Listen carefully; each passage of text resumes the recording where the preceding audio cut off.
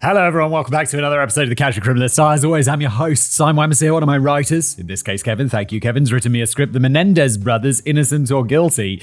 And I see that it's absolutely massive, Kevin. So sit down, relax, or I don't know what you're up to. Maybe you're on a really long run. It'll be a really long run if you're like, I'm going to run for the length of the podcast or the YouTube show, however you get this, where you're going to be out there for a while because this is long.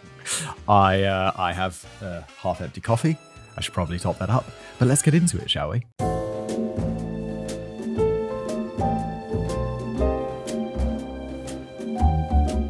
It can be difficult to guess what the hot new item in the collectibles world is going to be. Okay, this is where we start, huh? Occasionally, it's obvious, like the recent one-of-one serialized The One Ring from Magic the Gathering's Lord of the Rings themed expansion, a card that was sold to Post Malone for a reported $2.6 million. Oh my lord. Hell yeah, man. Congratulations, dude. That's amazing. Usually, however, when an item grabs the public's attention, it's for reasons that could not have been predicted. We didn't normally carry sports cards at the comic store where I worked, but in 2007, we had to bring in cases of Topps baseball cards as customers frantically tried to pull the Derek Jeter card from packs. I have no idea what you're talking about.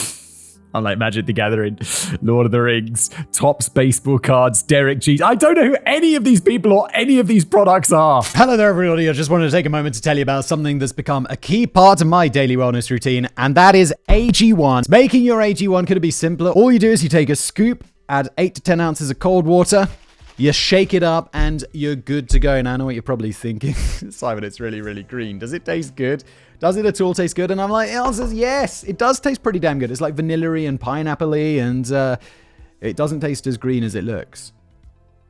I've been drinking AG1, and I keep coming back to it every day. It's like a one-stop shop for nutrition. They pack in everything you need in a simple scoop. We're talking vitamins, minerals, pre- and probiotics. It's even got immune support in there. It's like a morning shortcut to a healthier you. Plus, it also helped me declutter my morning routine. Instead of downing, a few pills and powders, I just drink the AG1, and I'm ready to go. And here's the kicker. AG1 is NSF certified for sport, which is the gold standard. It means you're getting the highest quality ingredients with no compromises. No gluten, no eggs, no added sugar, nut-free, dairy-free. It's clean, and it works.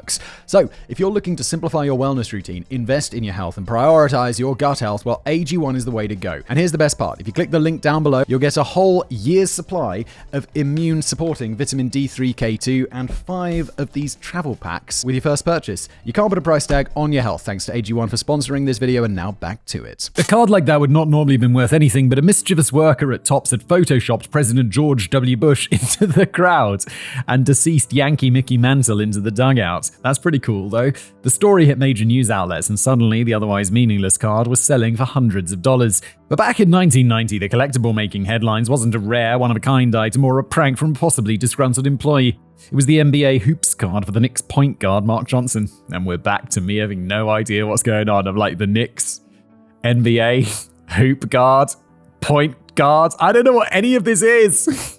Sports cards often featured action shots of the players from actual games with the crowd behind the players, generally out of focus. However, Johnson was standing near the sideline when his card's photo was taken, meaning that a few of those fortunate enough to have courtside seats that day could be seen clear as day on his card. Exactly 2 fans on either side of Johnson are in focus in the picture, and when the NBA hoops cards released that year, people immediately recognized 2 of the faces. They were the same 2 faces that had been plastered over the news for months: Lyle and Eric Menendez. Wait, are these the people who are the subject of are these our criminals today or something? The Menendez brother had killed their parents. What? Before going on $1 million spending spree, a spree that included courtside tickets to that Knicks games. No, you didn't. That's insane. Wait, these 2 guys, they just happened to be photographed and printed on this baseball card. What are the odds? Back in the 90s, we all thought they were murderers. Not only was it the only narrative being pushed by the media, but a few years after their arrest, they were convicted of first-degree murder. Well, that's why you think they'd be a murderer, isn't it? It's like, why do you think I'm a murderer? Because you were convicted of first-degree murder, mate. Oh yeah, okay. That makes sense. Yet despite both pleading not guilty to the crime, neither brother disputed the fact that they had indeed killed their parents. So how could they possibly have claimed to be innocent? Well, they'd be like, it's an accident or manslaughter or something. There's lots of ways to kill someone that's not murder. Sounds like I'm giving advice, doesn't it? Like Saul Goodman. There's lots of ways to kill someone that's not murder. In more recent years, however, public perception of the case has started to shift. Not only is there broader support for the brothers, but new evidence has emerged that may support their claims. So is it possible that these men who admitted to killing their parents could not only get a new trial, but could find themselves acquitted? Oh my. I'm very curious as to how this is all going to play out over the course of this extremely lengthy episode. Coming to America. Jose Enrique Menendez was born in 1944 in Havana, Cuba. His father had been a professional soccer player who had since retired and started his own accounting firm. It's a career path change, isn't it? What do you do? Professional soccer player. What do you do now? Accounting. Okay. And his mother was a champion swimmer who would eventually be inducted into Cuba's Hall of Fame. Wait, really? The only thing I'm missing there is and she later went on to become an actuary. Actuary is the person who works with all those numbers and works out when you're going to die, right? Like the insurance people. With much of the nation living in poverty, Jose was lucky to be born into such a prominent upper-class family, at least at first. Jose had 2 older sisters, but he was the only boy, which resulted in him being a spoiled brat. Well, that's not the reason he resulted. I've got 1 boy and 1 girl as my kids, and I'm working hard not to spoil them. I feel like my wife works less hard not to spoil them. I'll come home and be like, oh, new toys, huh? On a Thursday, just no reason, just new toys. And it's I get it, but it's also I don't know. I'm we shouldn't just buy them new stuff. And it's not that bad. It's not that bad. It's not all the time or anything. But I'm just don't spoil them. Let's not spoil them. Don't spoil them.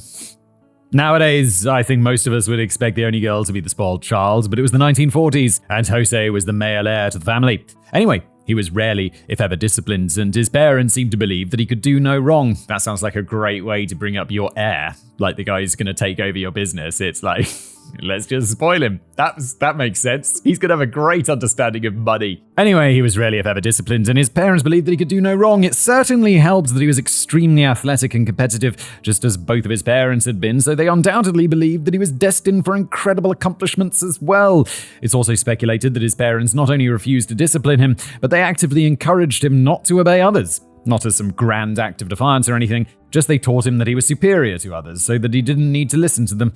While I'm sure that was great for his self-esteem, it resulted in more than a few problems. I feel like that should have read, well, I'm sure that was great for his self-esteem, it also resulted in him being a complete douchebag.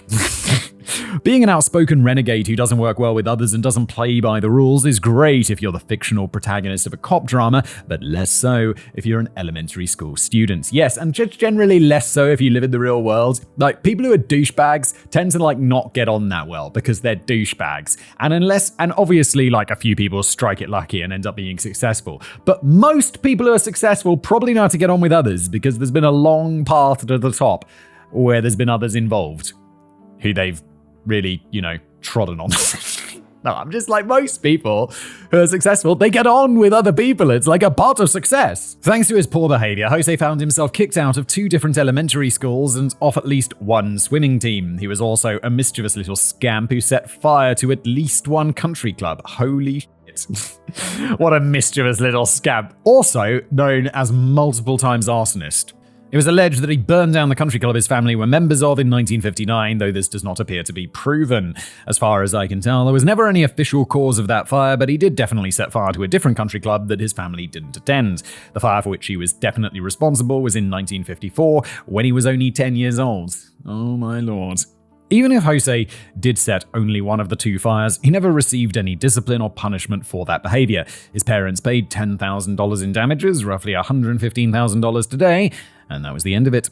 But there was allegedly more epically bad parenting going on in the Menendez household beyond just a lack of discipline. According to Jose's older sister Marta, their mother began sexually abusing Jose when he was a toddler. Holy shit. She alleged that this behavior continued throughout his entire time in Cuba. Oh my god. Luckily for Jose, his stay in Cuba would be cut much shorter than expected. By the time he was a teenager, he had been fully conditioned to believe that he was better than everybody else and that his actions didn't have consequences. Oh, I hate these people. It's this guy just sounds like a complete douchebag. You sometimes meet these people in your life and you're like, douchebag. And it's like, then I don't know any of these people because you meet them once and you're like, yeah, we're not going to hang out again, are we? You clown. Combine this with the fact that even a relatively well-behaved teenager is typically a loudmouth little who thinks they know better than all the adults around them, and it can create a real recipe for disaster, especially since the thing Jose felt that everybody around him needed was to know how much Fidel Castro sucked. All of a sudden, being part of a wealthy and prominent family wasn't so much a good thing anymore. Jose's anti-Castro speech represented a danger not only to himself, but to his whole family, and it was a little too late to try and teach him to behave. For his own safety, Jose's parents sent him to America with his sister's fiancé. His parents stayed behind to try and protect their property, but it was no use. Castro was intent on seizing property and assets from the wealthy and from corporations to build a more equitable society, and eventually, the rest of the Menendez family fled Cuba and moved to Pennsylvania. Yeah, that would suck. Can you imagine it? I don't know, I just imagine this. It's like, oh yeah, no, we're communists again. All that stuff is now ours. I'll be like, oh, for fuck's sake, I worked hard for that stuff. Why? I would also leave. It'd be like, okay, well, I'm going to leave. That's it. I'm going to take all my shit with me, thank you, as much as I can before you seize it. Oh my god, I guess, but the most valuable shit I own is property. And they'd definitely be like, well, you're not taking that with you, are you, fact boy? The family essentially had to rebuild from scratch, which put a dampener on Jose's dreams. He had been training to be an Olympic swimmer and had always dreamed of going to an Ivy League school, but his family was now basically broke. On the bright side, Jose was extremely intelligent. He came to America without speaking or understanding any English, but he was able to quickly pick up the language once he was enrolled in high school. And while his family could no longer afford world-class trainers, it's not like he had forgotten how to swim. Jose joined his high school swim team, and his abilities earned him a full athletic scholarship to Southern Illinois University. It was hardly Ivy League, but his family didn't have Ivy League money anyway. And it's not like it was the worst school in the country. SIU is currently ranked 263 out of 443 national universities, and they have received such accolades as being named a top 10 military-friendly school among Tier 2 research institutions. That's extremely specific. It sounds just very middle of the pack, like 263 out of 443. It's fine. It's fine as a middle-of-the-road university. Most importantly, it would be free so long as he competed on the school's swim team, so the price was right. Yeah, take what you can get. I don't think this is bad. It's like, yo, so your family. Like, well, I think, parents didn't do a very good job, especially if the allegations about the mother are true. In that case, you did a horrible job. But it's like, yeah, okay, you basically had all your shit seized because of fucking Castro, and then you fled to America, and then you get into if you got into an Ivy League school, this would be like an insane journey of impressiveness. This is still impressive because of the situation that you've come from. Hello, Kitty. Jose decided to follow in his father's footsteps by studying accounting in college. He also got a job on the campus television station, but what really caught his attention was a senior by the name of Mary Louise Anderson, better known as Kitty. Kitty was born in Oak Lawn, Illinois in 1941, making her almost 3 years older than Jose. She was the youngest of 4 children, though her upbringing wasn't as privileged as Jose's had been. Her father was an army veteran who opened his own air conditioning and heating business, and he was able to provide a reasonably comfortable middle-class life for his family. Though not as wealthy as the Menendez family, they were no less dysfunctional. Kitty's father was physically abusive to his wife and children, and the abuse caused his mother to suffer from chronic depression. Shortly after Kitty started elementary school, her father took off with his mistress, divorcing her mother and leaving her to raise the 4 children by herself. Great guy right there. Great fathering. Great parenting. That's honestly probably better than if he didn't leave. Oh, okay. Oh, wait, yeah, I totally ignored. Sometimes I just skip over lines in my mind, and then I'm like, wait, why is Kevin saying that? And it's because I totally skipped over the part where he's physically abusive to his wife and children. And then I'm like, oh yeah, great parenting because he left. And it's like, no, actually, it's better that he left. Kevin's completely right. I just glossed over it because I was probably thinking about cake or something. But by that point, the psychological damage had already been done. Even worse, it drove Kitty's mother to alcoholism as a way to cope with the depression and rejection. She also had to take a job at a local airport working for United Airlines so that she could provide for the family. The whole ordeal caused Kitty to suffer from depression growing up as well, and she had trouble making friends at school. When she was 10 years old, she was sent to boarding school for a year. It's rumored that this was a protective measure, and she was sent to the boarding school after being sexually abused by a relative. What? If something like that happened in my family, I'd be like, well, we're not seeing that relative ever again, are we? Because that's how it fucking works. Though I can't find any more specific details or allegations about that. Okay, so it's just hearsay, a possibility. Whatever the reason, she only attended school. A running joke that I have with my wife is like she's Czech and we raise our kids in Prague. A running joke is that I have is like when they're teenagers, they're going to send them to boarding school in the UK for like a year or something. It started like it's a bit of a joke, but I also think it would be good for them. Like, I don't know, I didn't board, but I went to a boarding school, and I don't know, I think like it's good for like kids' independence and stuff. And my wife's like, absolutely no shot. You're not sending our kids to boarding school in another country. You're not sending our kids to boarding school at all. I'm like, okay. Just saying, like, when they become angry teenagers, maybe you'll change your tune. Probably won't, though. Whatever the reason, she only attended for a single year before returning to public schools, graduating from high school in 1959 before attending SIU. It's often mentioned that Kitty was a beauty queen, which is technically true. While it's refreshing to finally write the words beauty queen in a true crime script without having to precede them with the word child, I think this detail is often overblown. In her senior year of high school, she competed and won the title of Miss Oak Lawn, a town with a population of about 30,000 at the time. So in a medium-ish-sized town, she was basically voted the prettiest girl in school. That felt like entering the competition, which also required getting sponsored by a local business. That's still not nothing, and it's one more beauty pageant than I'd ever win, but she didn't grow up training for the pageant circuit or anything like that. It's hopeless. There's nothing to it. Give me those heels. Heel, toe. Heel, toe, heel, toe. Do you really think I can win? Hey, I'm starting to think I can win. It was a one-time thing, so I'm not sure why that aspect of her life is played up so much. Probably because it's recycled many times in various different videos and articles about her, and people are like, ooh, beauty queen. That sounds like, it just sounds good. And we'll just shut it down. It was like, no, it's not really what happened. Regardless, following high school, she attended SIU to study communications and broadcasting. In the broadcasting department, she learned how to produce dramas for both radio and television, and it was likely there, while working on campus TV shows, that she first met Jose. The two instantly fell in love, and they became completely inseparable. Unfortunately, for the young lovers, neither family approved of their relationship. There's a good chance that Kitty's parents would have disapproved of her dating a man 3 years her junior had they not been far too busy disapproving of her dating somebody so Cuban. Oh, hello.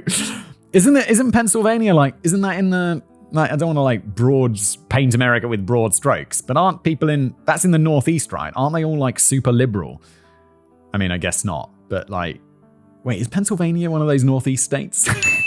I know nothing. It could be next to Montana or something. Oh, Jesus. And not that everybody who lives in a liberal state is just not a racist or anything like that, but it's still oh my. Jose wasn't even second or third generation American. He was an immigrant practically fresh off the boat where the couple met. Oh, God, how awful. Such a man was deemed entirely unacceptable for Kitty to date. As for the Menendez family, their objections were classist rather than racist. They had been a part of Cuba's elite. How could Jose have chosen to date someone so middle class? She wasn't even upper middle class. She was just regular middle class. Basically a peasant.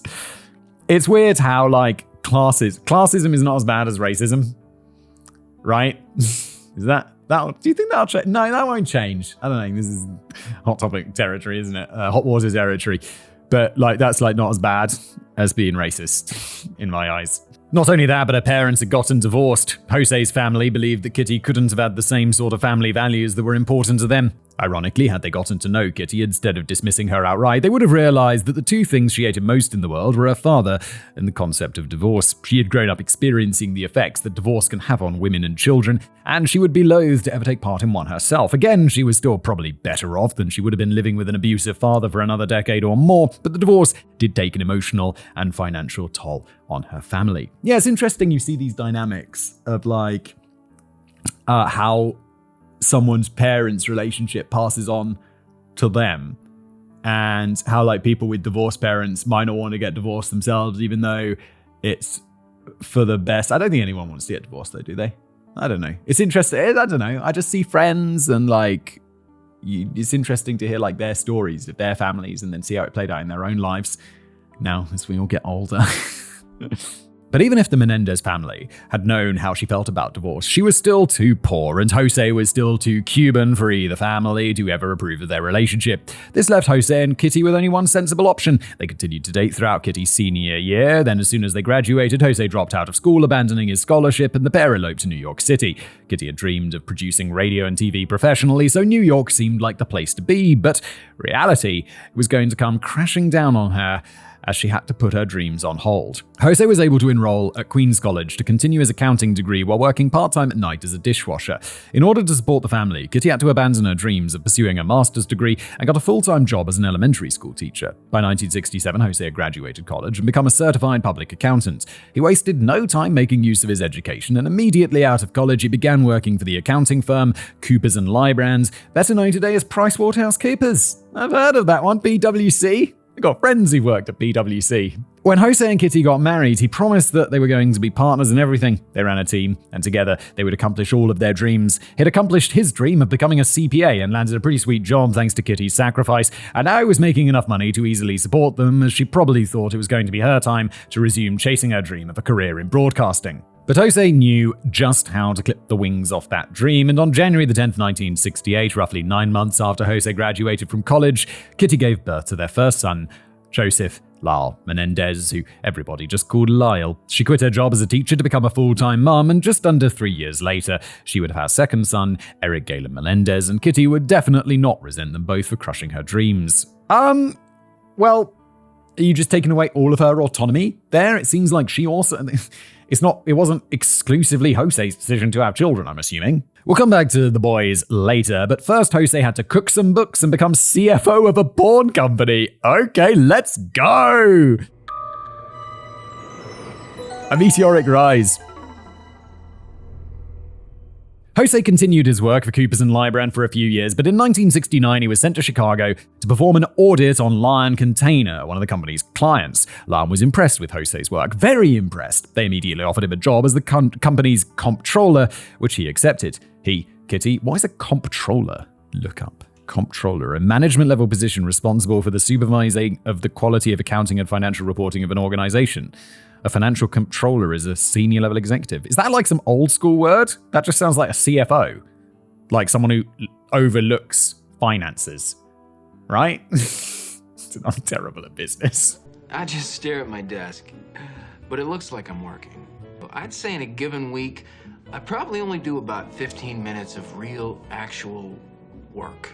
Kitty, and the newborn Lyle moved... Wait, this is so confusing. There's Cooper and Lybrand, there's Lion Container, and there's Lyle. Oh, it's not making it easy, is it, your life? Kitty, and the newborn Lyle moved to Hinsdale, Illinois, so that Jose could work for the company. It didn't take long for his financial decisions to turn the company around and make them profitable. Oh my, that's impressive. You're just an accountant. I don't want to say just an accountant. Accountants are great. But I guess accountants can do that sort of stuff. They'd be like, well, you shouldn't be spending money on this. You should be doing that. I'd be like, okay, this is cool. And in 1970, he was named president of Lion Container. Oh my God, that is a hell of a rise.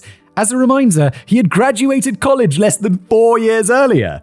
But this new position wasn't going to last very long. Jose and the chairman of the board had a pretty severe differing of opinions on what direction they should take the company in. Jose left the company and took an executive position at the rental car company Hertz. This new career path put the family back on the East Coast, this time in New Jersey. It sounds like this guy's got a hell of a career going on.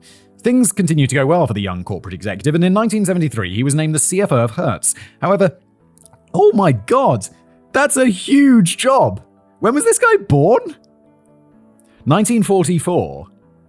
This guy is the CFO of Hertz at 29. What? That's insane. Now, we had a chance to meet this young man, and boy, that's just a straight shooter with upper management written all over him. Ooh.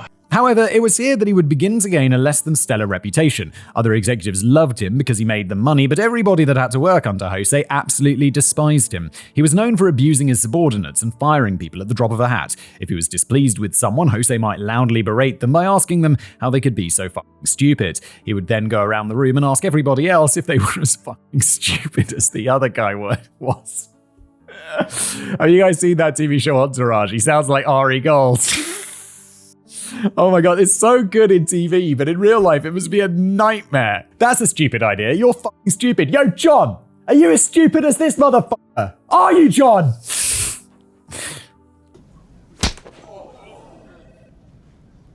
That is what we call a bitch slap. A bitch slap for a bitch. There was also a lot of sexual impropriety, with Jose having numerous affairs with co-workers, not all of which were merely flings. And if you're the CFO, those co-workers are going to... I guess this was the 1970s, so that's a little bit different. But don't be having affairs with people who work for you. It's a bad idea. In 1978, he began an affair with a woman named Louise, who was basically his second wife. They would travel together for work all the time, which gave them ample opportunity for their secret relationship, or at least secret from Kitty. Louise lived in Manhattan, and the two would frequently stay at her townhouse together, presenting themselves as a couple while entertaining guests. It's safe to assume that few, if any, of the guests at their dinner parties had any idea that Jose was married to somebody else. Despite his reputation as being just the fucking worst person in the world to work for, Jose also had a reputation as a ruthless businessman and aggressive negotiator. Yeah, this honestly, he sounds like a bit of a douchebag, but, and we know, he's been a douchebag his whole life, it seems, but he's a very competent and aggressive and cutthroat businessman. And he's about to enter the 80s. It's about to be good times for him. It's because of this that in 1979, the president of Hertz promoted Jose to the role of global general manager. 1979, 1973, he's in his 30s. He's in his early 30s or mid 30s. That's madness. But the following year, that's my age. Can you imagine being the global general manager of Hertz at my age? What the fuck? I'd be like, how did I get here? And what am I doing? I am not competent enough to be in this position. I'm definitely not old enough. I don't have enough experience. Why did you promote me? But the following year, Hertz would bring in a new president. Maybe he didn't want a global GM with such a negative reputation, a reputation that would follow Jose around for the rest of his professional life. Or maybe the president just wanted to change things for the sake of change. Having worked for a massive corporation that went through 5 different presidents in 3 years, I can assure you that every new company president makes tons of needless changes in an attempt to justify being given the position. Yeah, big companies, it's so confusing. Or maybe Hertz was doing just fine, so they didn't need Jose cutting costs and shaking things up anymore. Whatever the reason, Jose's time at Hertz had come to an end. But he wasn't being fired, he was just being reassigned. At the time, Hertz was actually a subsidiary of RCA, and Jose was being transferred to the somewhat floundering RCA Records. Undeterred by this sudden career change, Jose was determined to turn the company around or commit ethics violations trying. It was around this time that Kitty first learned of Jose's infidelity. She didn't know about Louise and the long-term relationship he was engaged in, just that he had been sleeping with other women. Infuriated, she left the home for several days, but eventually Jose was able to convince her to return, which honestly probably wasn't that hard. Rather than trying to convince Kitty how much he loved her and regretted his decision, he focused on their sons. Kitty hadn't spoken to her father since she was a child and had no desire to. Jose would have known that she wouldn't want to put Lala and Eric through the same pain that she had suffered, and he convinced her to come back for the sake of the boys. While the plan worked, it wasn't without its consequences. It sent Kitty into a brutal depression that would only get worse years later when she uncovered the full extent of his cheating. Yeah, what a surprise. You act like a piece of shit, then you manipulate your wife, and then she gets a bit depressed about it. A lot depressed about it. What a shocking turn of events, Jose. But that was future Jose's problem. For now, he had to turn around RCA Records, just like he'd done with the previous companies he worked for. He was able to make some big moves for RCA, signing the bands Duran Duran, the Eurythmics, and Puerto Rican boy bands Menendez, the bands that would be the jumping off point for Ricky Martin. Oh my god, I've heard of all of these people. So that's a big deal. This guy's incredible at business. It was a good start, but signing a few bands wasn't going to be enough. RCA was encumbered by long-term contracts they'd signed with aging stars that were waning in popularity, contracts they had offered far too much money for. The company needed to fix its bottom line, and CPA Jose, of course, knew the easiest way for them to do that was to sell more records. Big brain, that's what a record company does. You might think that sounds easier said than done, but since Jose was completely lacking in ethics, it was actually really simple. Is it a public company? Are they just going to buy their own records or have another subsidiary buy tons of records to make it look like they're super successful and then that'll jack up the share price? Or something like that. He would just ship record stores massive quantities of shit that they didn't order. By moving huge volumes of albums, they could make it appear like they were selling way more than they actually were. It was a foolproof plan, except for one minor detail. If I owned a record store and ordered a case of the new Kenny Rogers album only to have RCA charge me for and deliver an entire pallet, I'd immediately call up my sales rep and kindly tell them to get fucked. And that's exactly what happened. Most stores weren't going to just stop carrying records from RCA altogether, although I certainly would have, but they were absolutely going to make them come and take their stuff back. Yeah, it'd be like, bro, you sent me more than I wanted. It sounds like your problem, actually. That sounds like MasterCard's problem because I'm going to charge your ass back. Jose's plan may have initially made it seem like sales were through the roof, but they were forced to take back as much as $25 million in returned albums each year, which is $70 million today. I'd assume that they were eating the shipping costs and all those returns, so it was just an all-around disaster. But I guess RCA liked the cut of Jose's jib. Sure, this particular plan may not have worked, but it demonstrated his complete lack of ethics and dedication to doing anything to make the company money. Yeah, but it's not working. Or is it like enough people just don't send it back and then, oh yeah, fine, we'll sell them. And so it covers the costs or not? This sounds like insane. Like, it just doesn't sound like a good idea at all. That's exactly the type of attitude that they were looking for in a new executive vice president and COO of worldwide operations. And by 1985, just 4 years after being transferred from Hertz to RCA, that's exactly the position Jose was promoted to. However, just like his previous promotion at Hertz, this was going to be short-lived as well. Despite his best efforts, Jose simply wasn't able to turn RCA Records around, but he was also growing tired of the music industry. He wanted to return his attention towards the movie industry instead. Thanks to some contracts he'd made at Carolco Pictures, this dream was actually going to be made possible. Carolco was an independent film company that had just struck it big with the release of the first 2 Rambo movies. Thanks to their newfound success, they began talks with Noel Bloom's NCB Entertainment to purchase International Video Entertainment. IVE was originally a subsidiary of Caballero Home Video, a company specializing in porno films. Oh, right, yes. He's going to be, okay, I forgot about this little step. The whole timeline of these companies gets a bit confusing, but NCB had 2 main subsidiaries. Family, I'm already confused. There's too many companies. God, he's worked in too many places, and they're doing too many things. Family Home Entertainment, which released family-friendly movies, and IVE, which released the other kinds. It's different, isn't it? So what do you do? Well, we make pornography and kids' films. Definitely separately.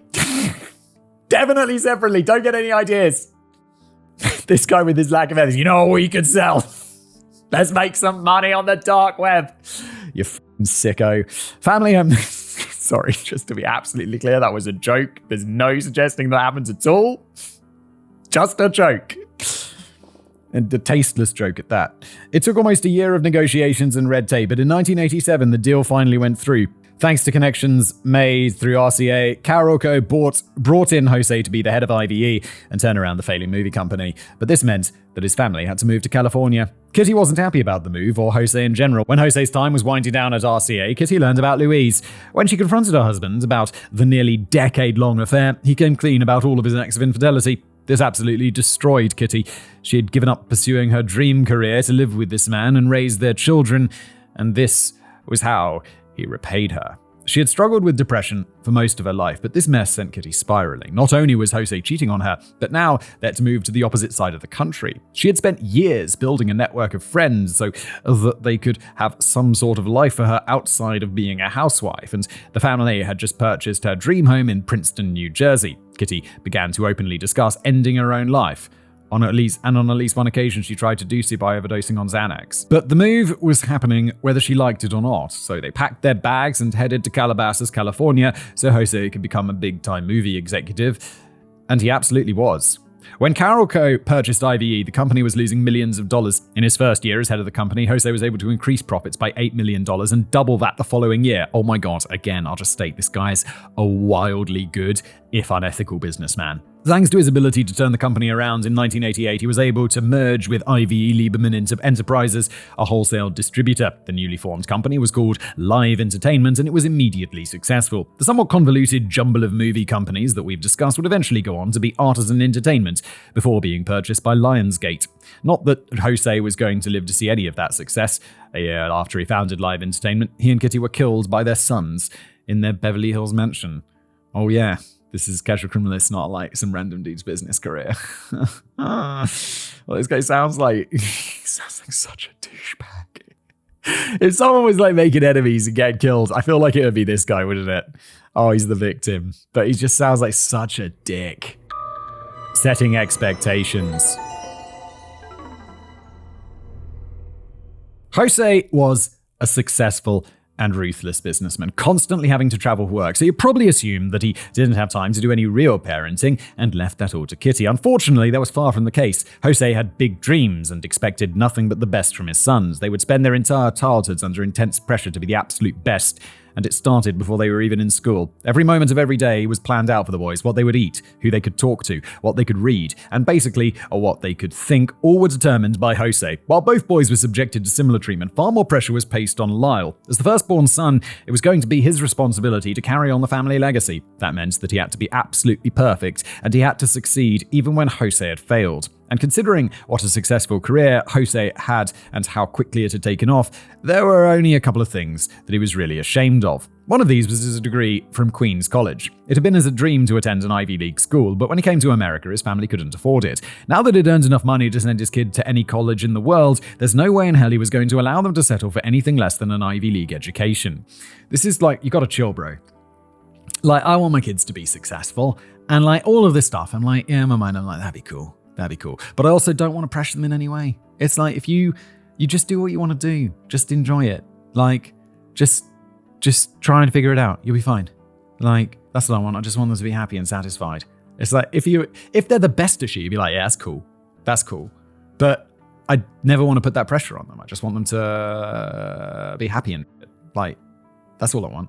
That's all I want. Once you're a couple of years removed from college, it's unlikely that anybody new you meet will ever know or care where you went to school, unless you're that obnoxious arsehole that drops the fact that you went to Harvard into every conversation. Despite this, not attending an Ivy had haunted Jose, so his sons needed to do what he had not. Yeah, no one cares. Like, once you leave, I don't even remember, like, the last time I brought up, I guess it's because I don't really use my education, but like, I can't remember the last time I even brought that up in a conversation with anyone.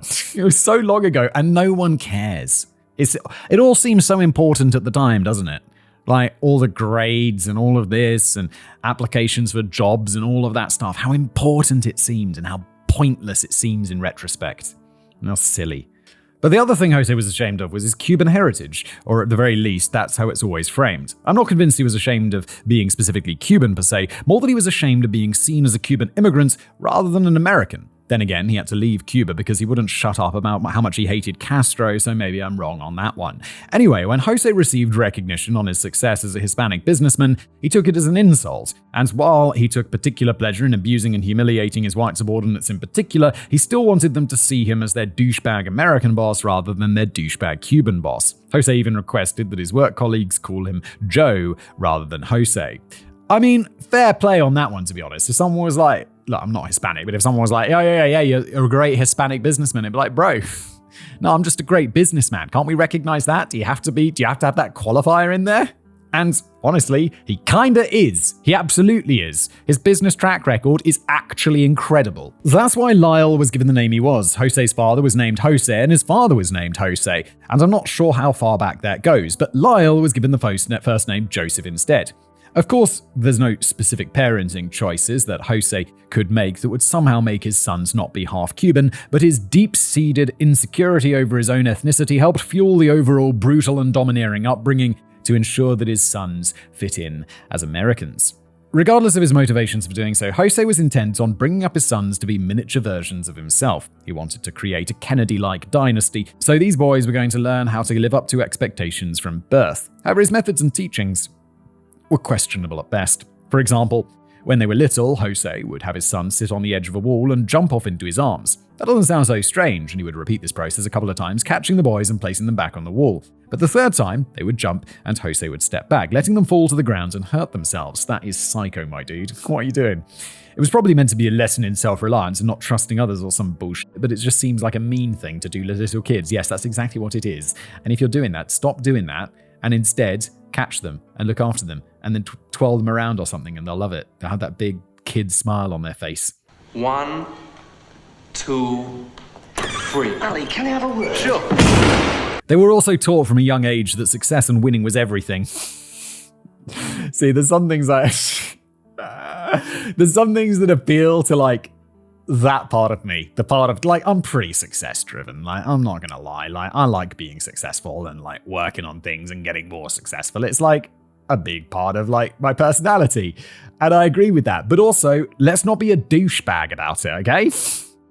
Lyle and Eric had to be the best in everything they did no matter what, and it didn't matter how they achieved their goals. The ends justified the means, and other people were just tools for them to reach their own personal success.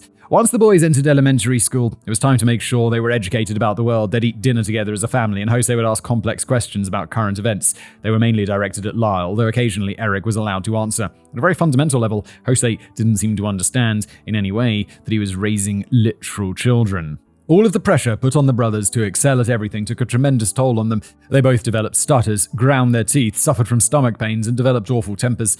Since Lyle was under extra pressure from his father, he developed an extra symptom from all of that stress, which we'll get to shortly. Ooh, what could that be? So where was Kitty during all of this? Well, she was there. She just didn't really give a shit. While Jose was a strict authoritarian, Kitty was a much more permissive parent. Permissive was her own word of choice, and it was a style of parenting that had been gaining popularity in the late 60s and 70s thanks to some early research on different parenting styles. Of course, the existence of any such trends or research was likely just a convenient excuse for Kitty to ignore her children. What do you say? I subscribe to the branch of laissez-faire parenting. I just let them do what they want. Whatever they want. It's like, what's that?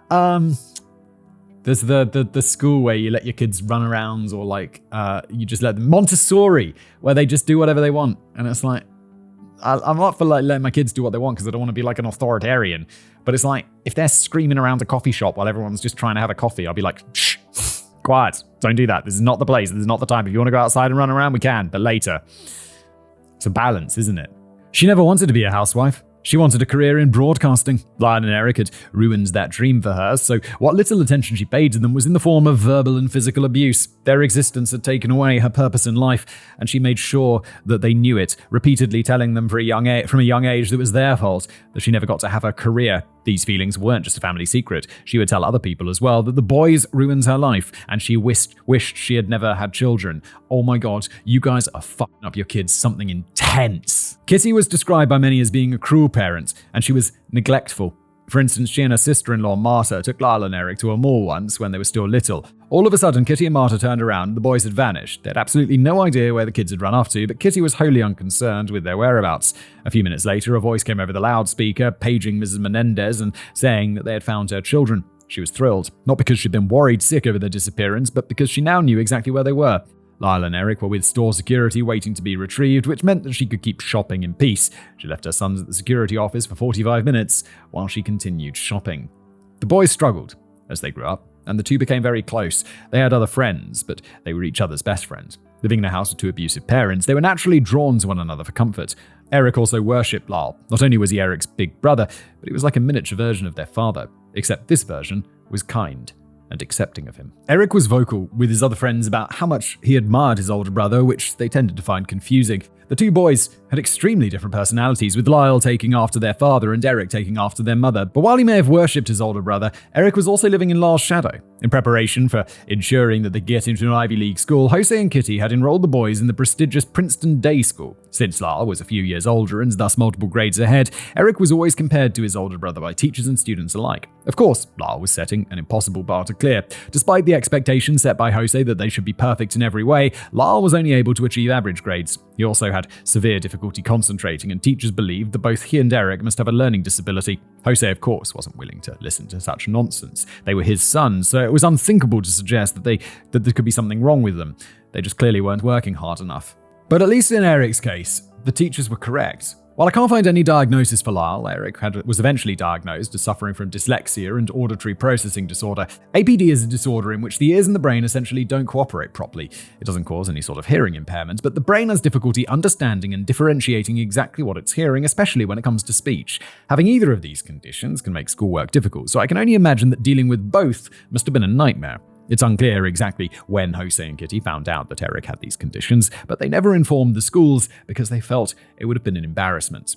Despite neither child particularly excelling in the classroom, teachers did quickly notice that their homework was of a much higher caliber than the work they did in school. Obviously, that's because they weren't doing their own homework. Oh, at first I was like, well, maybe school's really loud and it's that auditory thing. It's like, no, they're just doing the homework for them. Kitty would often do their homework for them, probably because it was easier than actually trying to help them. Teachers also noticed that both boys were immature for their age, as if their social development had been stunted. I wonder why that was. Maybe it's because your parents are being pieces of shit. Now, wait a minute. Jose was trying to train his sons as if they were adults, so shouldn't they have been overly mature? I don't think it works like that, does it? Ignoring the fact that it doesn't really work like that, okay? Kevin and I, same page. There's one specific incident that it's believed may have severely hindered Lyle's development in particular. It was the last day of second grade at Princeton Day School. The classroom had multiple pets, but the animals couldn't stay at school over the summer. Instead, they were given away to whichever children volunteered to take them. Admittedly, this is really stupid idea. I didn't go to a fancy private school, so our classrooms never had pets, but even if they had, I can't imagine a teacher asking a bunch of 7-year-olds who wants to bring these living creatures back to the house without getting parental approval first. Surely they have to get parental approval. Like if my kids randomly showed up from school being like, oh yeah, this is Trevor the frog, we got to look after him for the summer, I'd phone the school and be like, you think that's okay? Like, what the fuck? You need to ask first. And to my kid, I'd be like, absolutely, we'd love to take care of Trevor. Because 2 faces for different, like one for children, one for adults. Adults, like what the fuck? Kids, brilliant! Lyle volunteered to take home the rabbits, and he was very excited about it. He had occasionally brought home other animals he found outside to keep as pets, and as far as I can tell, it always went fine. When he brought the rabbit home, he showed it to his mother, who liked it at first, and then put it in an aquarium he had that was empty at the time. Later that day, Kitty told Lyle that his father said that he had to get rid of it. But he didn't want to get rid of it. He put it off for a couple of days, hoping that Jose would change his mind and let him keep the rabbit. Unfortunately, a couple of days later, the bunny was no longer in its aquarium. He asked his father where it was, and Jose reminded Lyle that he was told to get rid of it. When Lyle pushed the issue of what happened, he was informed that the rabbit was in the garbage. Bro. He looked inside the garbage can and saw the body of the rabbit with flies buzzing around it. That is totally gonna fuck your kids. Jesus. Allegedly, both Jose and Kitty had bashed its head in before throwing it away. They could have just released it outside or given it to another family, but Lyle had to be taught a lesson. That is an extremely traumatic experience, and it is believed by many that this particular incident was a major cause in Lyle continuing to wet his bed and play with stuffed animals until he was 14. Holy shit. That is really twisted, guys. He even brought a stuffed rabbit with him to school for a class photo when he was far too old for it to be considered cute instead of weird. Now, Jose had not only been successful in the business world, but he was a successful athlete as well. His athleticism was what got him a scholarship to SIU, and his boys were going to be little athletes as well. As they were getting older, Jose told them that they each had to pick a sport which they would master, but most importantly, it shouldn't be a team sport. Joining a team would have allowed the coach and teammates to challenge the unquestioned authority Jose had over his sons. Not only that, but their individual brilliance and skill might not be properly showcased if they were expected to be team players. These boys were destined to be superstars, and no team was going to be allowed to hold them back. When Lyle was 12 and Eric was 9, they decided that tennis was going to be their sport. And once the decision was made, Jose made sure that they practiced every single day. It didn't matter if it was their birthdays, Christmas, or St. Swithin's Day. Don't know that one. And they actually got quite good at it, especially Eric. He had the advantage of starting at a younger age, but in high school he was ranked 44th in the US for men under 18. That's pretty remarkable. But again, there are consequences to placing that much pressure on your children, and since Lyle was under extra pressure by being the oldest, he had extra consequences. By the time he was 14, Lyle was already going bald. Oh my god, that is really young. Like, I thought I went bald. I started going bald at like mid-20s, early 20s. It's definitely fully bald by my mid to late 20s. But 14's very young. Baldness usually starts to happen relatively early in a man's life, so I'm glad I managed to dodge that bullet. Oh, okay, Kevin. Yeah, you are. Well, you wait a few years. No, you'll probably be fine. I don't know. You're a little bit older than me, right? And I think, isn't there a stat like most men of some age are bald? Or like, it happens. For me, I'm going to stop talking about baldness. I just sound like super bitter. I'm not jealous at all, Kevin. Not jealous of your glorious hair. Oh, Your Highness, I'm sure it's not that noticeable. Bald! Bald! Bald! But early in this context is early 20s or even late teens. There's a good chance you knew someone who was starting to go bald by the end of their senior year of high school. Wasn't actually me. I was not going bald then. I had a glorious head of hair. But to start losing your hair as a freshman basically either means malnutrition, chemotherapy, or ungodly levels of stress. And this was extremely upsetting to Jose, not because he felt his parenting might be to blame for Lyle's premature baldness, but because it was just one more way that his son was failing to achieve the standards of perfection that he had clearly laid out. Lyle was forced to wear a toupee to conceal his hair loss. No, that's worse. You can't be wearing a toupee. The following year, Lyle began dating for the first time. His first girlfriend was Stacey Feldman, the manager of the varsity tennis team, of which Lyle was the number 1 ranked player. I know the term manager might make it sound like an inappropriate teacher-student relationship, but the manager was a student position. She basically was in charge of handling all of the logistical bullshit that the coaches didn't want to have to deal with. Their first date was to go and see Raiders of the Lost Ark. Going to movies was one of Lyle's greatest joys because it was the only time that he could quietly enjoy something without his parents being in total control. However, some sources claim that he didn't really understand the difference between fiction and reality. This wasn't some major part of the defense for his eventual crimes, but if true, it further illustrates just how stunted his development had been. Anyway, the date went well, and Lyle and Stacey quickly fell in love. They loved spending time together, and would even walk through the halls of Princeton Day School holding hands. Such public displays of affection were strictly against the rules, but the faculty let it slide. Yeah, PDAs. We had a little code of conduct book. I think you had to carry around at some point. I think they got rid of that, but it's this little handheld book that you had to carry around and it had all these little rules. And it was like, no PDAs. They seemed to all be in agreement that these two kids were probably hopelessly awkward losers and they desperately needed one another. Lyle and Stacey agreed that they needed one another and they began to discuss the possibility of getting married and having children, but Stacey was older than Lyle and she decided to call things off after she graduated and was preparing to go to college. She realized that she was too young to get married and wanted to experience more of the world first. Lyle was hurt and tried to wing her back with expensive presents, but it didn't work. He was heartbroken for a little bit, but eventually got over it without doing anything crazy. Then in 1986, the big day finally came. Lyle was getting ready to finish high school, which meant that he could apply to colleges. Nothing short of an Ivy League would do, and since he'd spent his life attending Princeton Day School, it only made sense that he should apply to Princeton University. At least that's what made sense to Jose. If it was up to Lyle, he would have skipped college entirely and taken a loan from his father to open up his own restaurant. That was the dream he'd told friends about. But it wasn't up to Lyle, it never had been. It was Princeton or bust, but his mediocre grades weren't enough to get accepted. This was around the time that Jose was hired by Carolco, so he, Kitty, and Eric left for Calabasas. Lyle could stay back in New Jersey and attend community college for the year while he tried to get into Princeton for the 1987 school year. During that year, he began dating Jamie Pisarcik as tennis player and waitress at a local restaurant. They fell deeply in love, but Jose and Kitty didn't approve of this new girl. Jamie was a few years older than Eric and from a middle-class family. Jose also felt that only 19 years old, Lyle was too young to get married.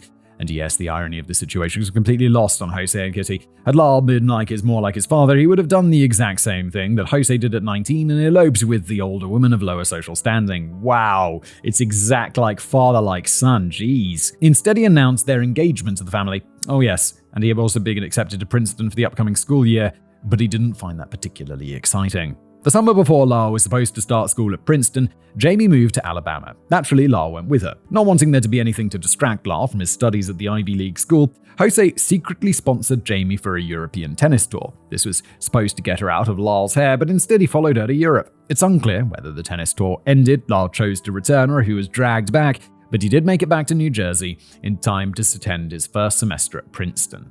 It did not go well. He had never been a particularly good student, and he was accepted on the basis of his ethnicity and tennis skill rather than any academic ability. Yeah, this is the problem. If you and it's weird that America has this, where you get to go to a better university or whatever because you're good at sports and you get a scholarship. Because, if you go to an average school and you're bright, then you're going to do good. But then if they go put you in Princeton or whatever, you're with everyone who's extra bright, and at best you're going to be middle of the group. Right? Or maybe you're extra brilliant or whatever. But if you're just an average student like this, you go to Princeton, you're not going to have a good time because everyone's going to be super smart and probably smarter than you and harder working than you, and it's not going to be fun. Every weekend, Lyle would fly to California to spend time with his family. But one weekend, he accidentally left his notebook with his Psych 101 lab notes in the airport. Luckily, he had a lab partner, so when he returned to Princeton, he asked if he could borrow his partner's notes to write up the assignment. He'd already missed multiple assignments, so he explained that he couldn't afford to miss another without failing the class. His lab partner agreed, and that should have been a happy ending to the story. Sometimes people lose things, or are sick, or miss class, so students copy each other's notes all the time. Unfortunately, Lyle didn't just use his partner's notes to assist him in writing the assignment, he basically just copied the notes and turned them in as his assignment.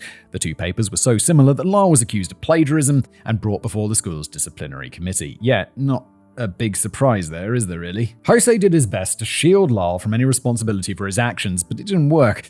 After a 4-hour hearing and an hour of deliberation, oh my god, that's so long. What? Lyle was found guilty of plagiarism and suspended from Princeton for a year. Jose immediately flew out to Princeton to meet with the school's president to demand a lenient sentence, possibly by opening his checkbook, as was his solution to most problems, but the president wasn't interested. Good. Don't be accepting those, not bribes, but what should we call them? Incentives? Don't be doing that. Jose was wealthy, but he wasn't buy your son's way out of trouble at Princeton wealthy. God, I love that. And he's got to have money, right? That's the sort of money where it's got to be millions, right? It's okay, so you want that new computer lab? You want that new sports hall? You want that new thing? Okay, you're going to get a new building.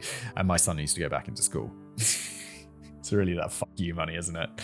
Love that shit. Lyle could return to school to try again. Not that he actually wanted to, but he would have to wait until the following year. Jose was furious, but not at Lyle. He had basically taught his sons that it was absolutely okay to lie, cheat, and steal their way to success as long as they didn't get caught.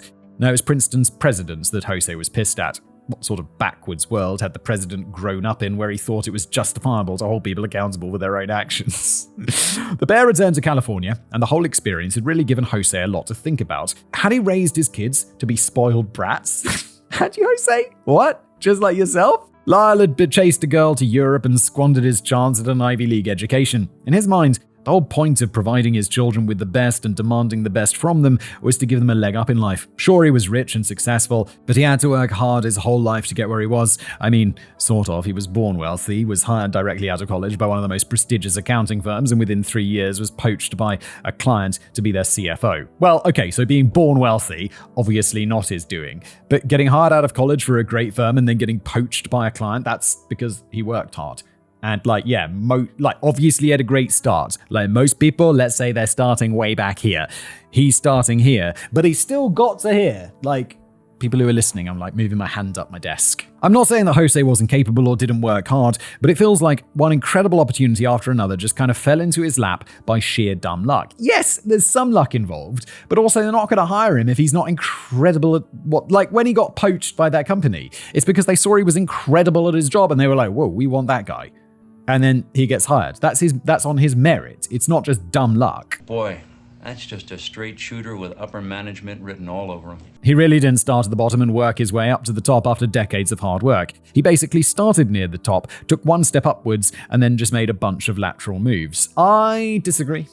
I think he started near the top, or he started high, but he also didn't, because his family got kicked out of Cuba and lost all of their stuff. He just happened to have a good upbringing with the swimming and stuff that got him a scholarship to a school. And then from there, it was kind of on him.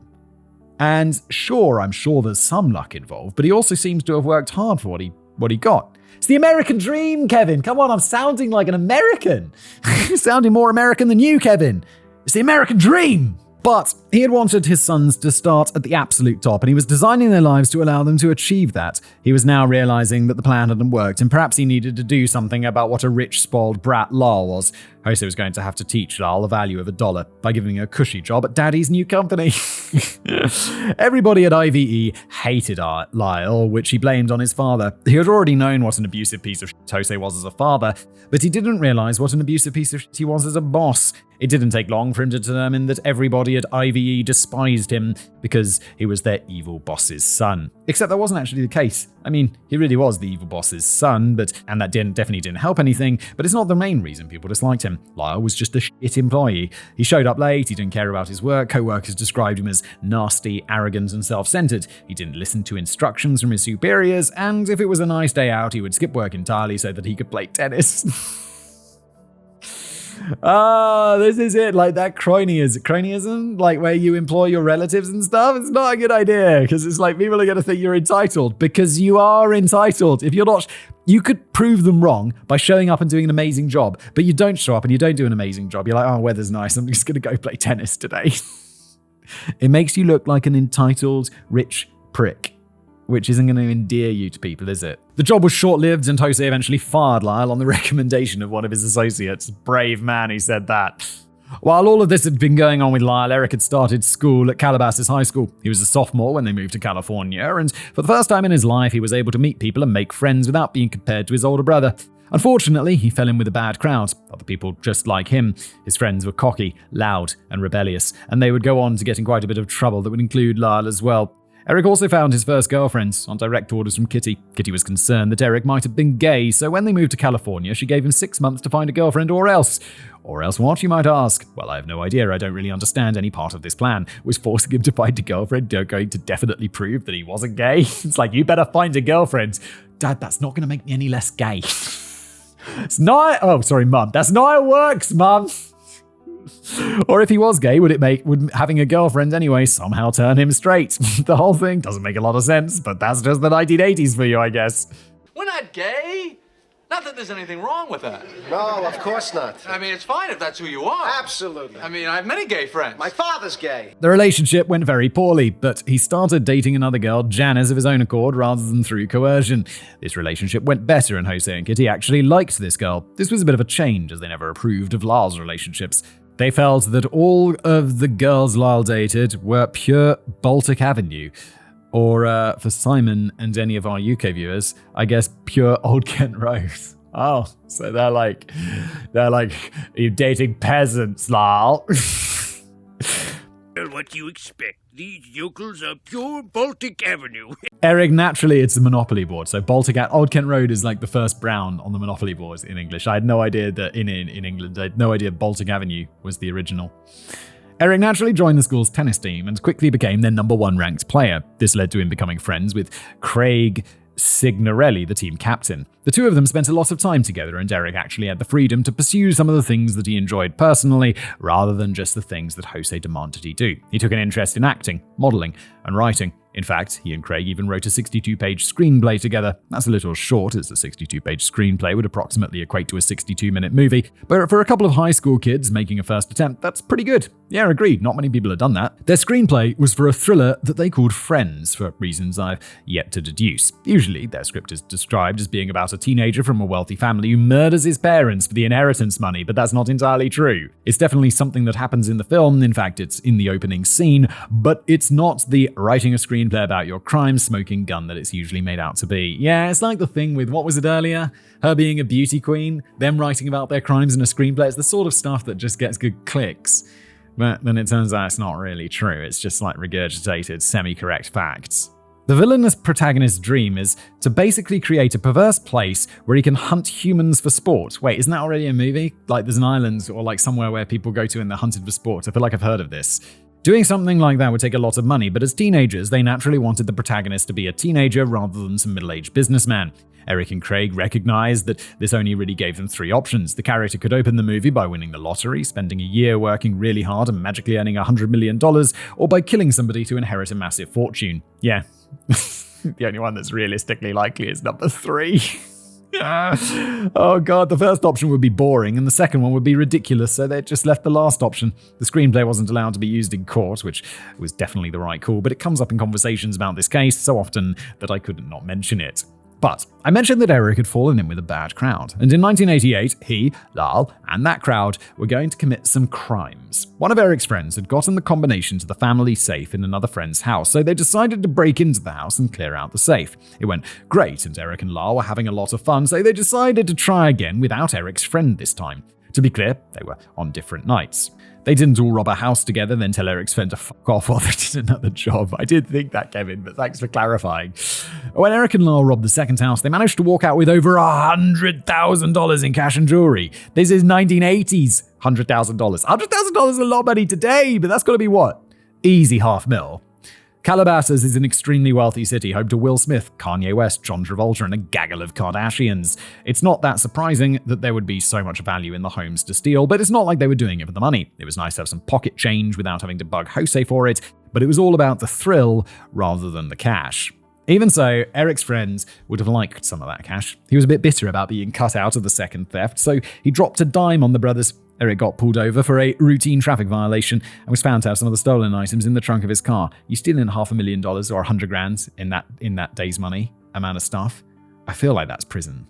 That's some prison time, right? Because that's a lot. This could implicate both brothers in the crime, and once again, Jose was furious for all of the wrong reasons. He wasn't angry that they stole, although he didn't love that they had robbed people they were supposed to be their trusted friends. He was angry that they got caught. Jose wasn't going to let his boys go to jail, but he couldn't buy their way out of the trouble with the police either. At least not directly. What he could do was hire an expensive lawyer that would ensure that neither of his sons would spend a day in jail. The defense attorney was able to cut a pretty sweet deal with the DA's office.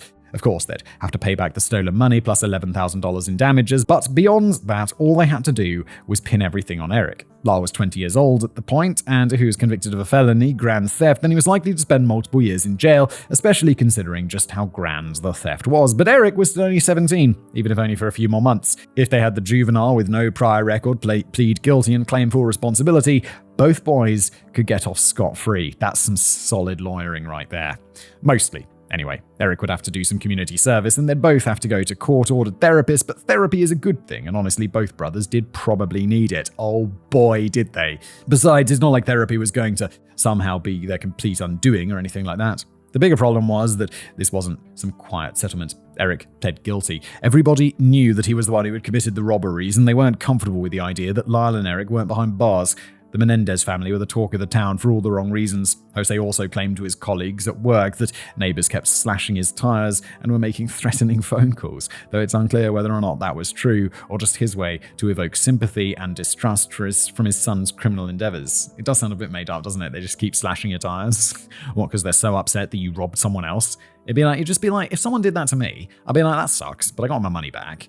And it'd just be like, oh man, those kids are kind of dicks. But I wouldn't then go slash the parents' tires. That would be weird. Regardless, it was time to get out. The family was forced to abandon the home that they had built in Calabasas and instead move into a $5 million mansion in Beverly Hills that had been previously owned by Elton John and Michael Jackson. Boo. Hey, it's like, oh no, we had to move to a mansion in Beverly Hills? Oh no! Stormbring. All right, with all that legal nonsense out of the way, it was time for Lyle to head back to Princeton. As soon as he was back, he picked up his relationship with Jamie again, much to the chagrin of his parents. There was just one problem waiting for Lyle, too, if you count his poor academic performance, a complete lack of desire to even attend the school. But when Lyle returned to campus to move in, he discovered that he had a roommate. He had wanted a single room, so he threw all of his roommate stuff into the hallway. According to the RA, I have no idea what an RA is, like residential assistant, something like that? Because it's like, I guess, someone who's in charge of the hall. Lyle has an I'll do what I want when I want attitude. To be fair, doing what you want when you want is half the appeal of living in a dorm rather than commuting to college, but most of us understood that there were still limits. Of course, Jose had to step in to fix the problem, so he wrote a letter to Princeton demanding that his son have a single room. And as a struggling student who was just coming off a suspension for cheating, why shouldn't he get the absolute best? But Lyle got his wish, and he got his own dorm room, which allowed him to almost completely isolate from the entire school body, just as he had done in his first semester. In early 1989, Jamie introduced Lyle to her friend Donovan. Donovan was Jamie's age and had decided to transfer to Princeton after 2 years at junior college because the school had a good reputation and lots of students his own age. The two hit it off and instantly became best friends. While Jose and Kitty never approved of Jamie, they did approve of Donovan. Not necessarily because they liked him as a person, I have no idea whether or not that was the case, but because he was willing to do Lyle's homework for him, just like Kitty had his whole childhood. Which is all well and good. But until... that's at some point you're gonna have to take some exams, right? Like university, like you have the assignments and stuff, and you can get someone else to write your assignments. I'm sure it's not challenging, not something I ever did myself, but like absolutely you could. Even back in the day, there were like ways to figure out how to do this. But then there's a problem. At some point you're gonna have to take an exam, and they're gonna be like, how much do you actually know? And you're gonna have to write an essay or like do questions and stuff in a controlled environment when you absolutely fail. No?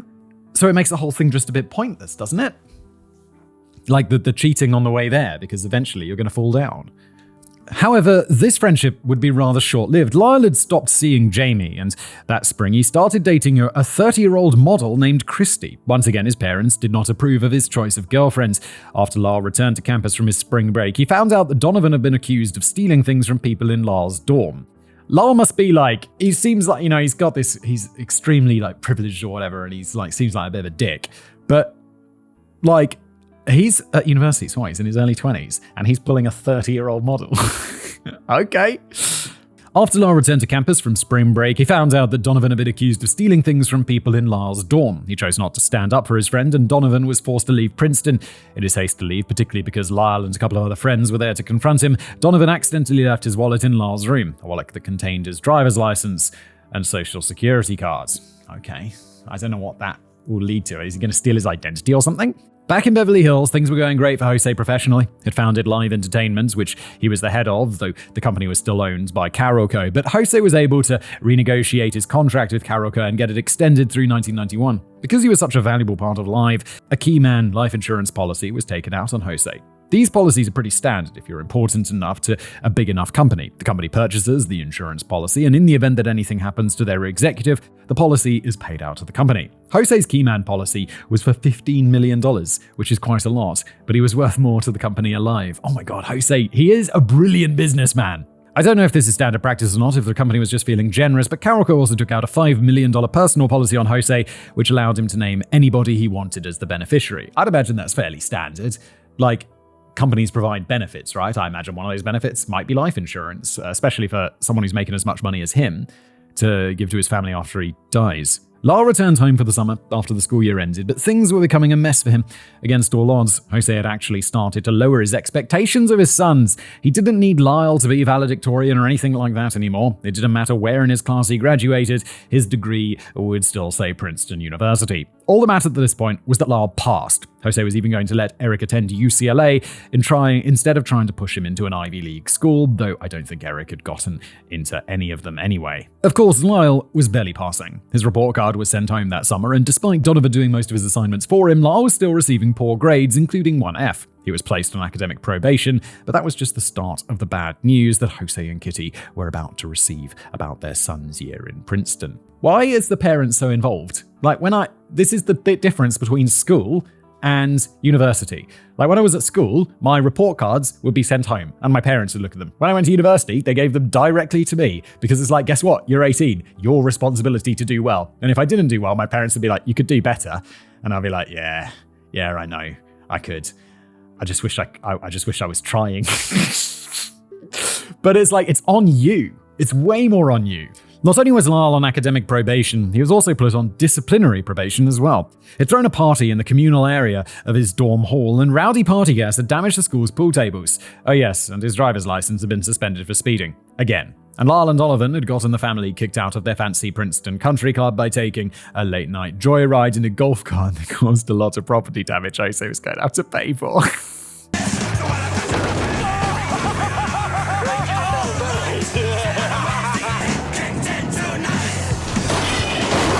That does sound kind of fun, though. These were pretty serious problems, but they at least theoretically had easy solutions. They could pay for all the damages, and Lyle could go back to school the next year and actually take his classes seriously for once to pull himself out of academic probation.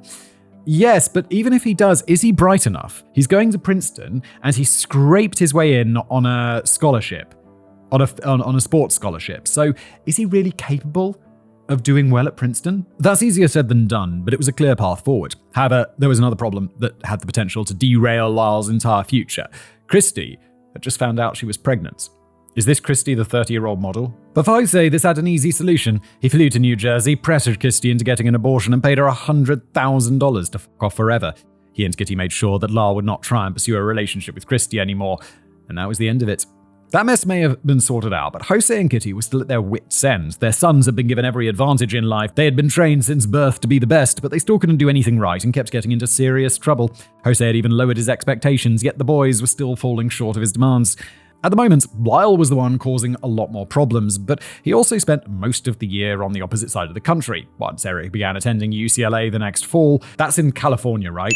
I feel like University California, Los Angeles, is that right? And was no longer under his parents' constant disapproving gaze, there's no telling what trouble he was going to get himself into. To be fair, Jose was trying to raise his boys to be just like him, and he certainly seemed to be a gigantic piece of shit with no respect for anything or anyone.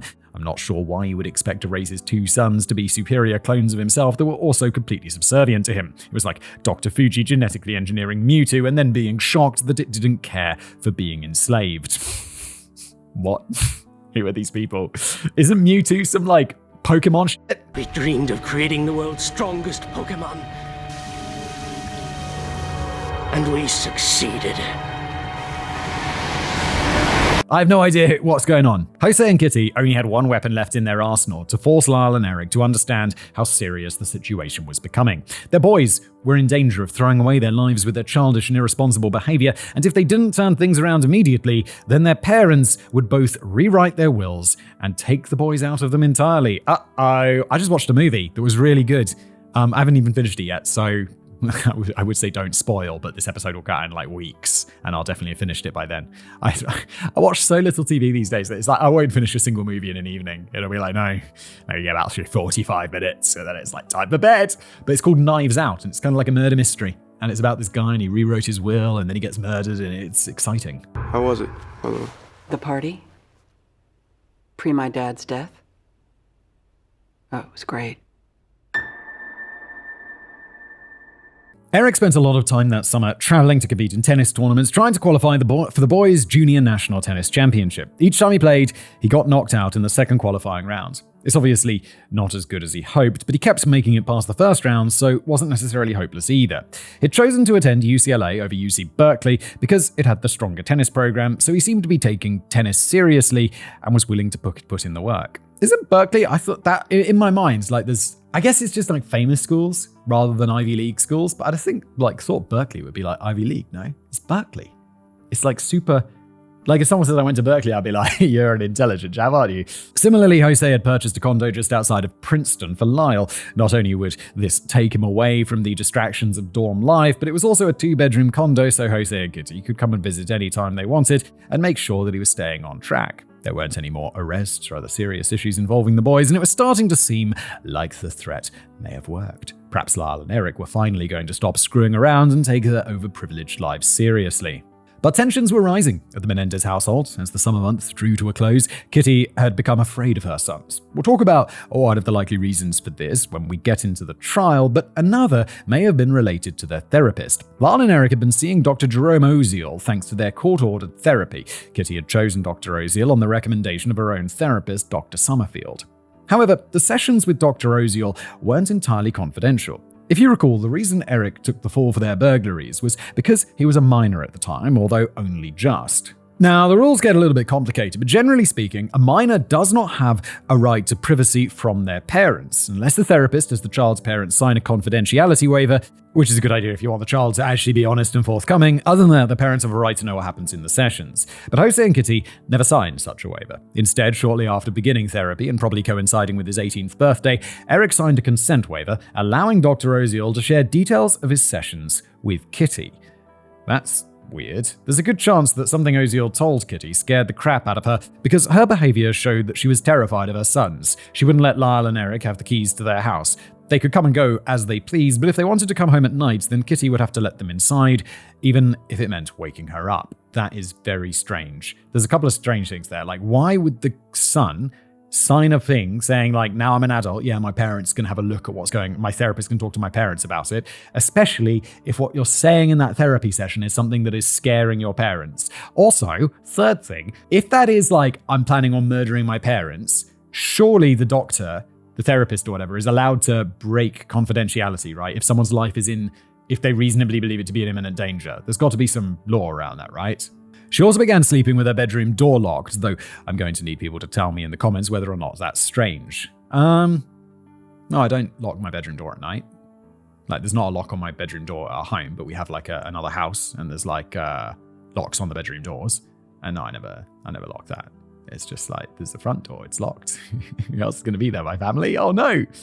It's certainly a change from how things used to be done in the Menendez house, which we'll talk about later. But for my entire life, I've kept my bedroom door locked 100% of the time I'm inside it. The locked door doesn't seem strange to me, but the 2 loaded .22 rifles that she started keeping in her bedroom wardrobe do. Yeah, no, when I was a kid, we didn't have locks in our bedroom doors. Like, but it wasn't, I never thought of it as strange. It was just like something it was just like, maybe in the UK, like, am I right about this? But like, houses don't always have like locked doors. Like, each door doesn't have a lock necessarily. And my bedroom door, none of my sister's bedroom doors had locks, so we just didn't have locks. It was just how it was. Kitty even spoke to her therapist about her newfound fears. On July the 19th, 1989, 1 month before the murders, she told Dr. Summerfield that she believed her sons were sociopaths. According to his notes from that session, Kitty feared that Eric and Lyle were narcissistic, lacked consciences, and exhibited signs that they were sociopaths. Despite the tense atmosphere of the house and Kitty's fears about her sons, they still found time to do rich people stuff. On August the 19th, the family chartered the private yacht Motion Picture Marine for a day of shark fishing. It was a big family outing, but according to the crew, they didn't seem like much of a family. Eric and Lyle seemed to want nothing to do with their parents, and their parents seemed perfectly okay with that. For the majority of the trip, the boys were kept at the front of the boat together. Jose was fishing by himself at the boat's rear, and Kitty was below deck trying to manage her seasickness. There was no way that Jose and Kitty could have known, but this trip may have been their last chance to reconcile with their boys. The day before the shark fishing yacht adventure, it's proper rich people shit, isn't it? Lyle and Eric had gone on a little adventure of their own.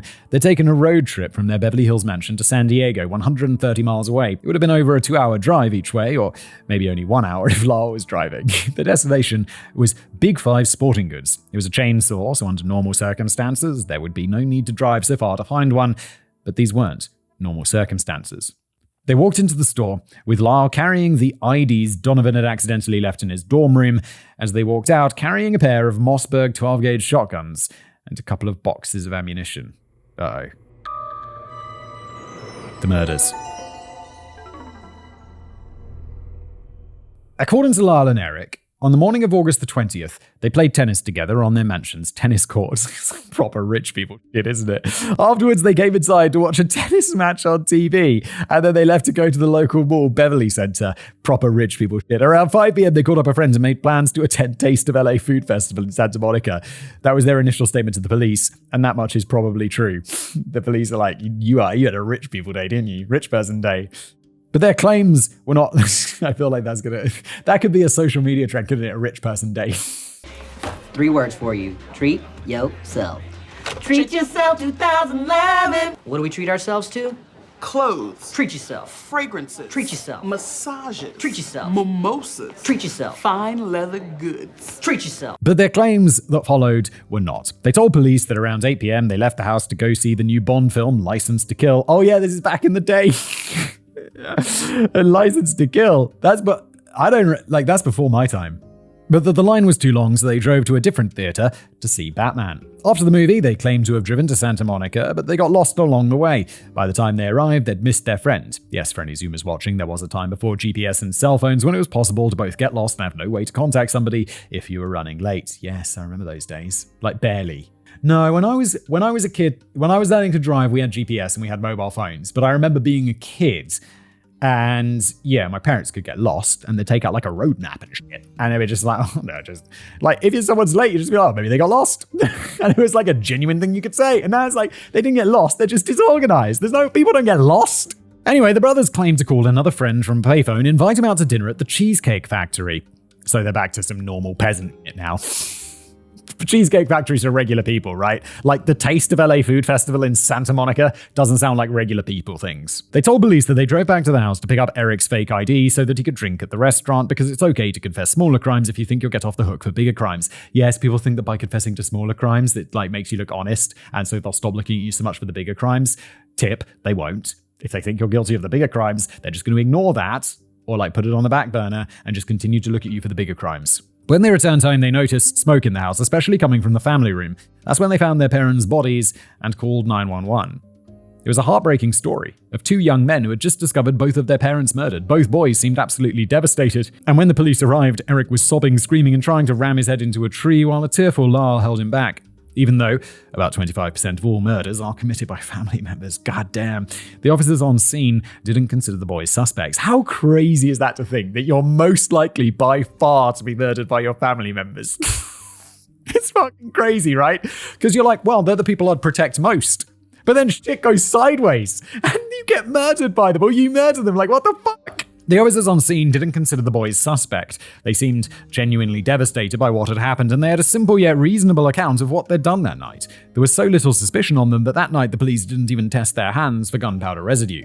Instead, the police had a different suspect in mind. When Detective Sergeant Thomas Edmonds asked Lyle the standard question of if his parents had any enemies, or if there was anybody that hated them enough to want them dead, he had a very non-standard answer. Maybe the mob. Initially, this made a lot of sense to investigators. Jose was the head of Live Entertainment, a company born from a merger involving a porno company. The mob had a lot of financial investments in the adult film industry, so it definitely seemed plausible. Plus, the dude's name was Jose Menendez. If that wasn't enough evidence to convince a 1980s Beverly Hills cop that he was probably involved in drug cartels or something similar, then I don't know what is. Of course, that wasn't what really happened. Lyle and Eric's account of that morning and probably afternoon was accurate, and they really did call their friend to meet him at the Taste of LA, but they didn't leave the house at 8 p.m. when they claimed. Jose and Kitty were in the family room, watching The Spy Who Loved Me that night. They had finished a snack of strawberries and vanilla ice cream and were now snuggled up on the couch, with Kitty laying her head in Jose's lap. I thought they had like a very... This doesn't sound like two people who don't like each other. Wait, did they not like each other? I thought they had like... There's a lot of characters and relationships in this story. Okay, never mind. Just before getting comfortable on the couch at around 10 p.m., they'd been involved in a short but intense argument with Lyle. Moments later, the boys returned with their shotguns and Eric opened fire, followed by Lyle. Jose was immediately hit, and Kitty tried to run, but they shot her in the leg, sending her to the ground. Lyle pressed the barrel of his shotgun directly against the back of Jose's head and pulled the trigger. Not a lot about the order of wounds could be determined by the autopsy, but this execution-style wound was neither the first nor the last shot fired at Jose. It's believed that the last shot was to his kneecaps to make it look like a mob hit, though that can't be stated definitively. Once Lyle and Eric had emptied all of their buckshot out of their guns and into their parents, they noticed a problem. Kitty was somehow still alive and trying to crawl to freedom. There was no turning back now, so the boys went to the trunk of the car and reloaded, this time using birdshot. They returned to the family room, and Lyle shot his mother in the face, with Eric shooting her 2 more times after. Again, it was believed, but not confirmed, that the final shots were to her knees. The murders were absolutely savage, and it would be very clear to investigators that it was personal. Many of the officers involved would go on to describe Jose and Kitty's murders as the most brutal crime that they'd ever witnessed in their careers. I'm not going to tell you in great detail exactly how extensively and excessively they've been injured, but I do have a simple way to describe it. In the movie Lyle and Eric Pretended to See that night, Jack Nicholson was turned into the Joker after falling into a vat of harsh chemicals. That's obviously not realistic, but whatever you think a person would look like after they fell into a vat of chemicals or even acid, what remained of Jose and Kitty's faces looked worse than that. With the murders now complete, all that was left to do was wait for the cops to show up and arrest them. Surely neighbors had heard the repeated shotgun blasts, and the police would be swarming the mansion in no time at all. But after a few minutes passed, nothing had happened. There were no cops, no sirens, nothing but the sound of their own thoughts. Whoa. So they just fully expected to just be like, yeah, we wanted to kill our parents, and that's okay. It's worth it to go to prison because they're now dead. That's crazy. And then those thoughts suddenly became, holy shit, maybe we can get away with this. It turns out that while their neighbors had heard the noise, they assumed it was just somebody setting off firecrackers or something, and they didn't bother to report it. Now, it's worth noting that while the boys described planning on being basically caught in the act because of all the loud gunfire, only Kitty was shot using birdshot. That means that Jose was shot in the kneecaps before they reloaded, so it's possible that on some level they had planned on getting away with the murders all along. It's also possible, as some psychologists would testify, that the murders were pure overkill and the kneecapping was coincidental rather than part of any plan. Anyway, after realizing that the cops weren't going to show up, Lyle and Eric picked up all the shell casings, hopped in the car, and drove away. They tossed their guns off Mulholland Drive into a canyon, changed into fresh clothes that weren't covered in blood, disposed of their bloody clothes and the shell casings back in a back alley dumpster, and went to the movie theater to purchase tickets for Batman to help establish their alibi. They then called their friend and invited him out to dinner at the Cheesecake Factory. Okay. You're not disposing of your stuff very well, just throwing the guns into a canyon and throwing them in a back alley dumpster. You need to dispose of the evidence better than that.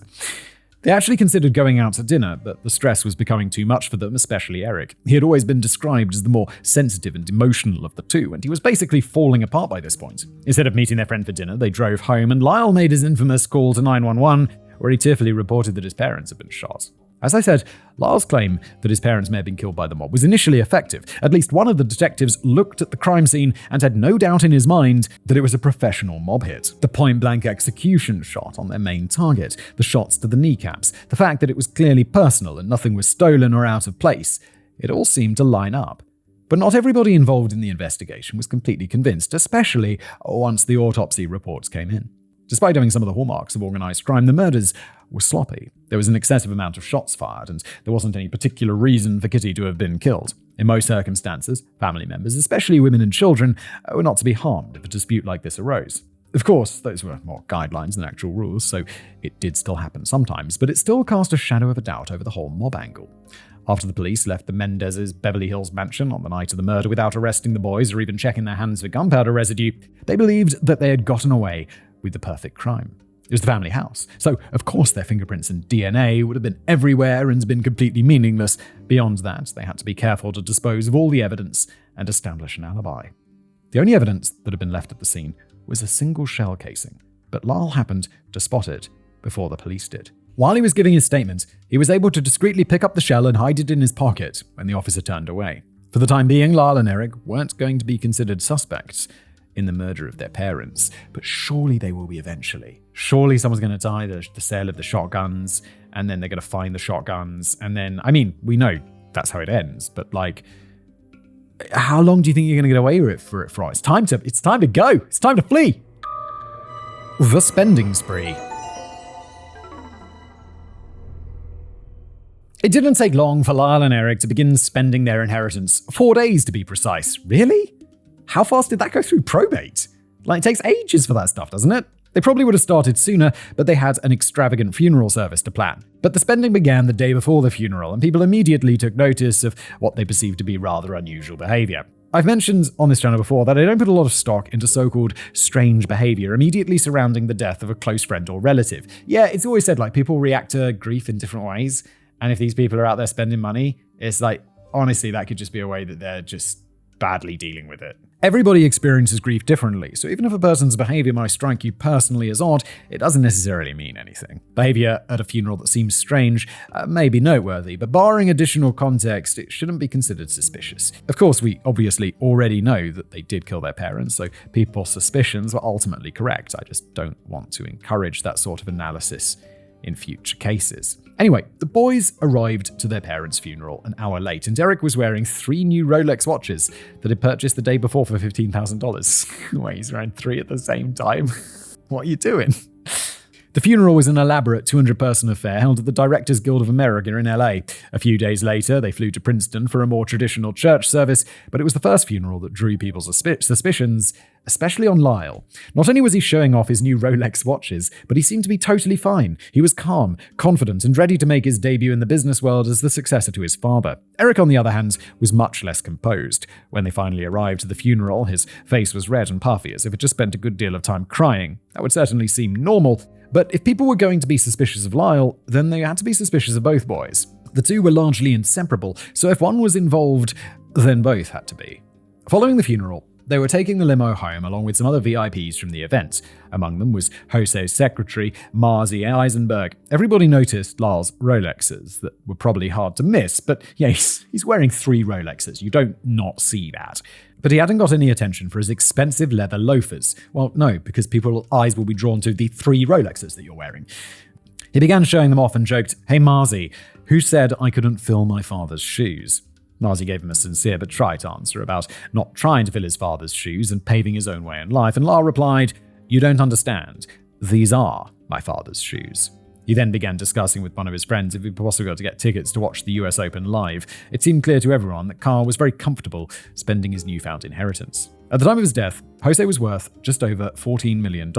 However, most of that money was tied up in real estate. There was the $5 million mansion where they'd been living in Beverly Hills, and there was another property back in Calabasas that made up the bulk of his estate.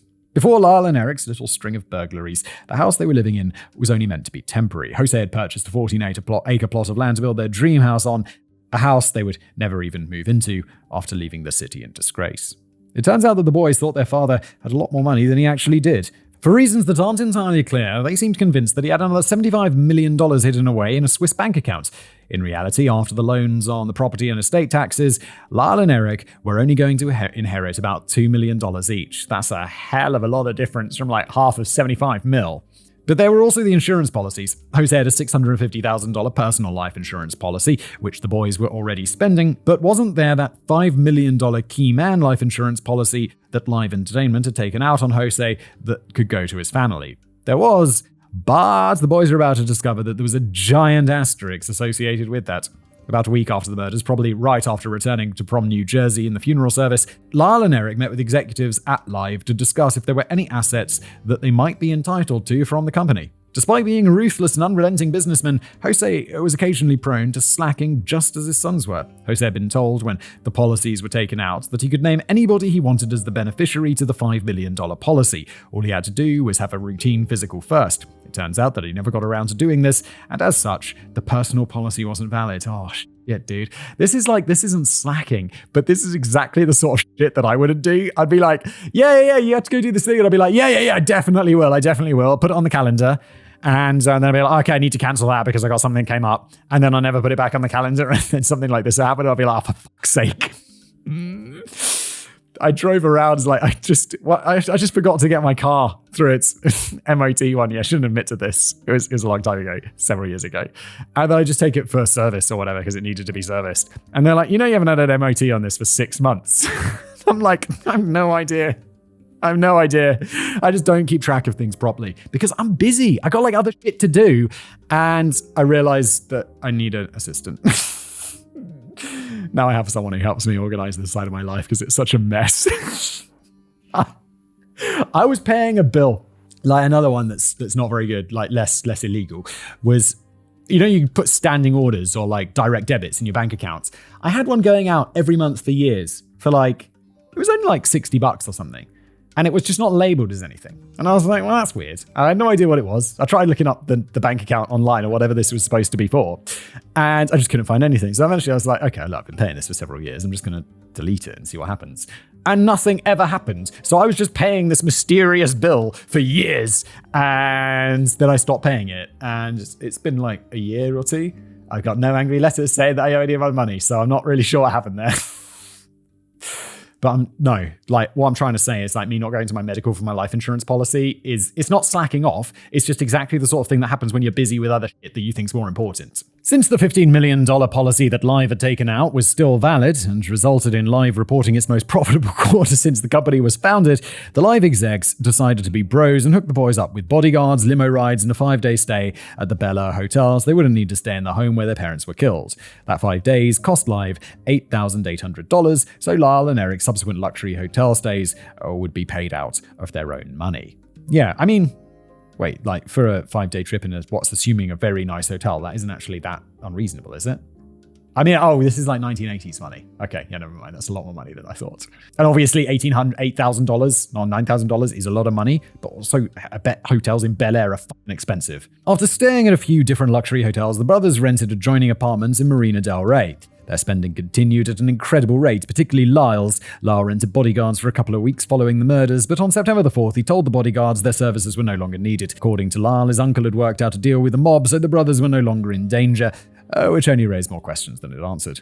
But in that time, the bodyguards could attest to some of his spending, which included a $24,000 stereo system and $40,000 in clothes. Bro, you've got $2 million in the bank, you can't afford that shit.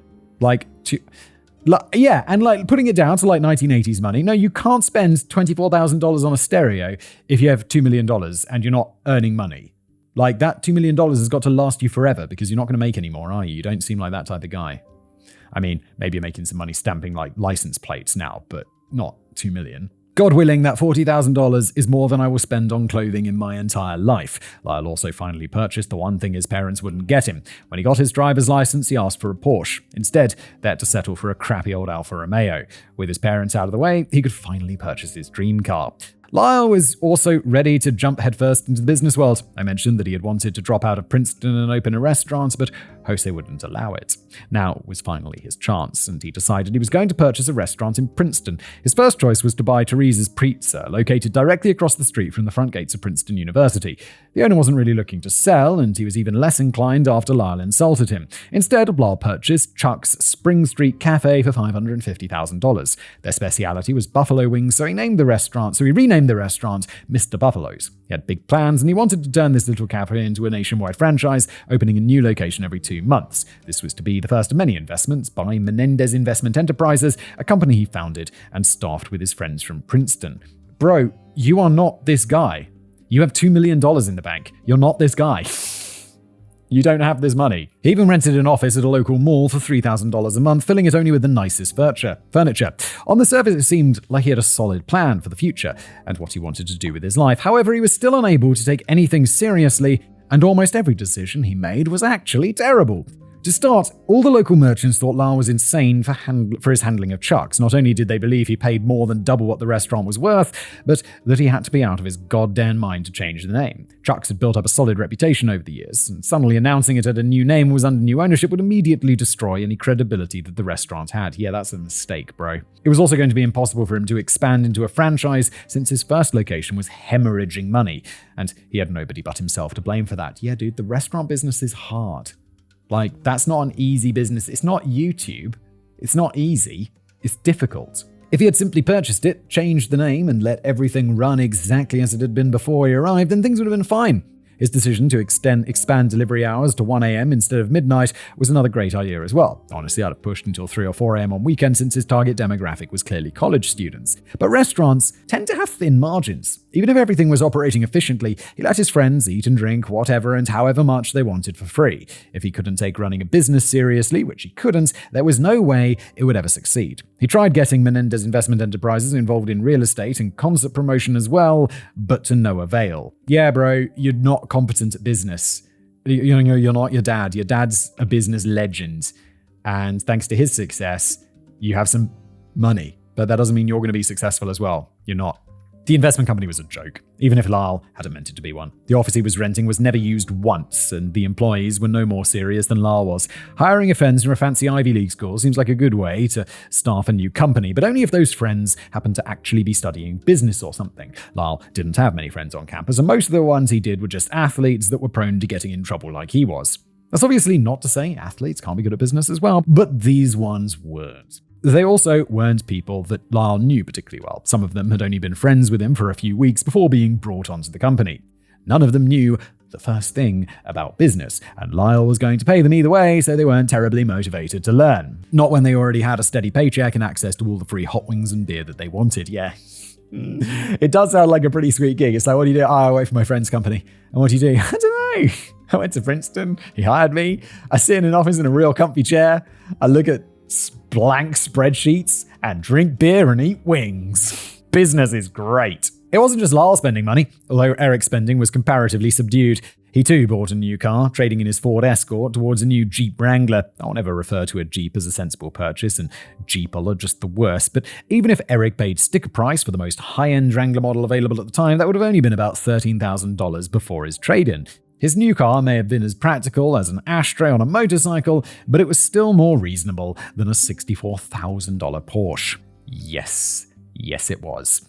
However, Eric wasn't really sure what to do with his life at this point. Should he go to UCLA as planned, or should he focus exclusively on his tennis game? Or could he maybe try his hand at business like Lyle was? Look at Lyle and be like, yeah, business looks fun. And it's like, Lyle ain't doing business. Lyle's just spending money. He decided to try that last option first, but it went horribly wrong. Eric and his partner decided they were going to sponsor a rock concert at the Palladium in LA. It would cost them $80,000 to sponsor it, so Eric gave his partner half his money to give to the Palladium. And that was the last time his partner spoke to him before completely vanishing. Oh my god, and also, what are you sponsoring? Like, you don't have a business. Like, sponsoring means getting your name out there. But your name for what? You don't do anything. Not wanting to double down on his mistakes, Eric decided that the business world just wasn't for him. School had never really been for him either, especially with his unmanaged learning disabilities, so he decided that he was going to go all in on tennis. He hired a private coach for $60,000 a year to help him train, and Eric and his coach traveled extensively to compete in tournaments. He wasn't winning any of them, but they were staying in the nicest hotels, and Eric was sparing no expense on whatever new equipment he thought might help improve his game. But throughout it all, Eric had never gotten over what they had done. Family friend and founder of the Easter Bowl tennis tournament, Sina Hamilton, said that Eric wasn't a serious tennis player. She believed he was only trying to play tennis as an emotional escape. But for Eric, there was no escaping what he had done. A shocking confession. Aside from the questionable decision not to treat Lyle and Eric as suspects from the start, the police were all over this case, doing their due diligence, but there were three main problems that were hindering the investigation. First was Lyle's assertion that he thought the mob was responsible for their parents' deaths. Earlier in 1989, Live Entertainment had purchased Strawberries, a chain of record stores.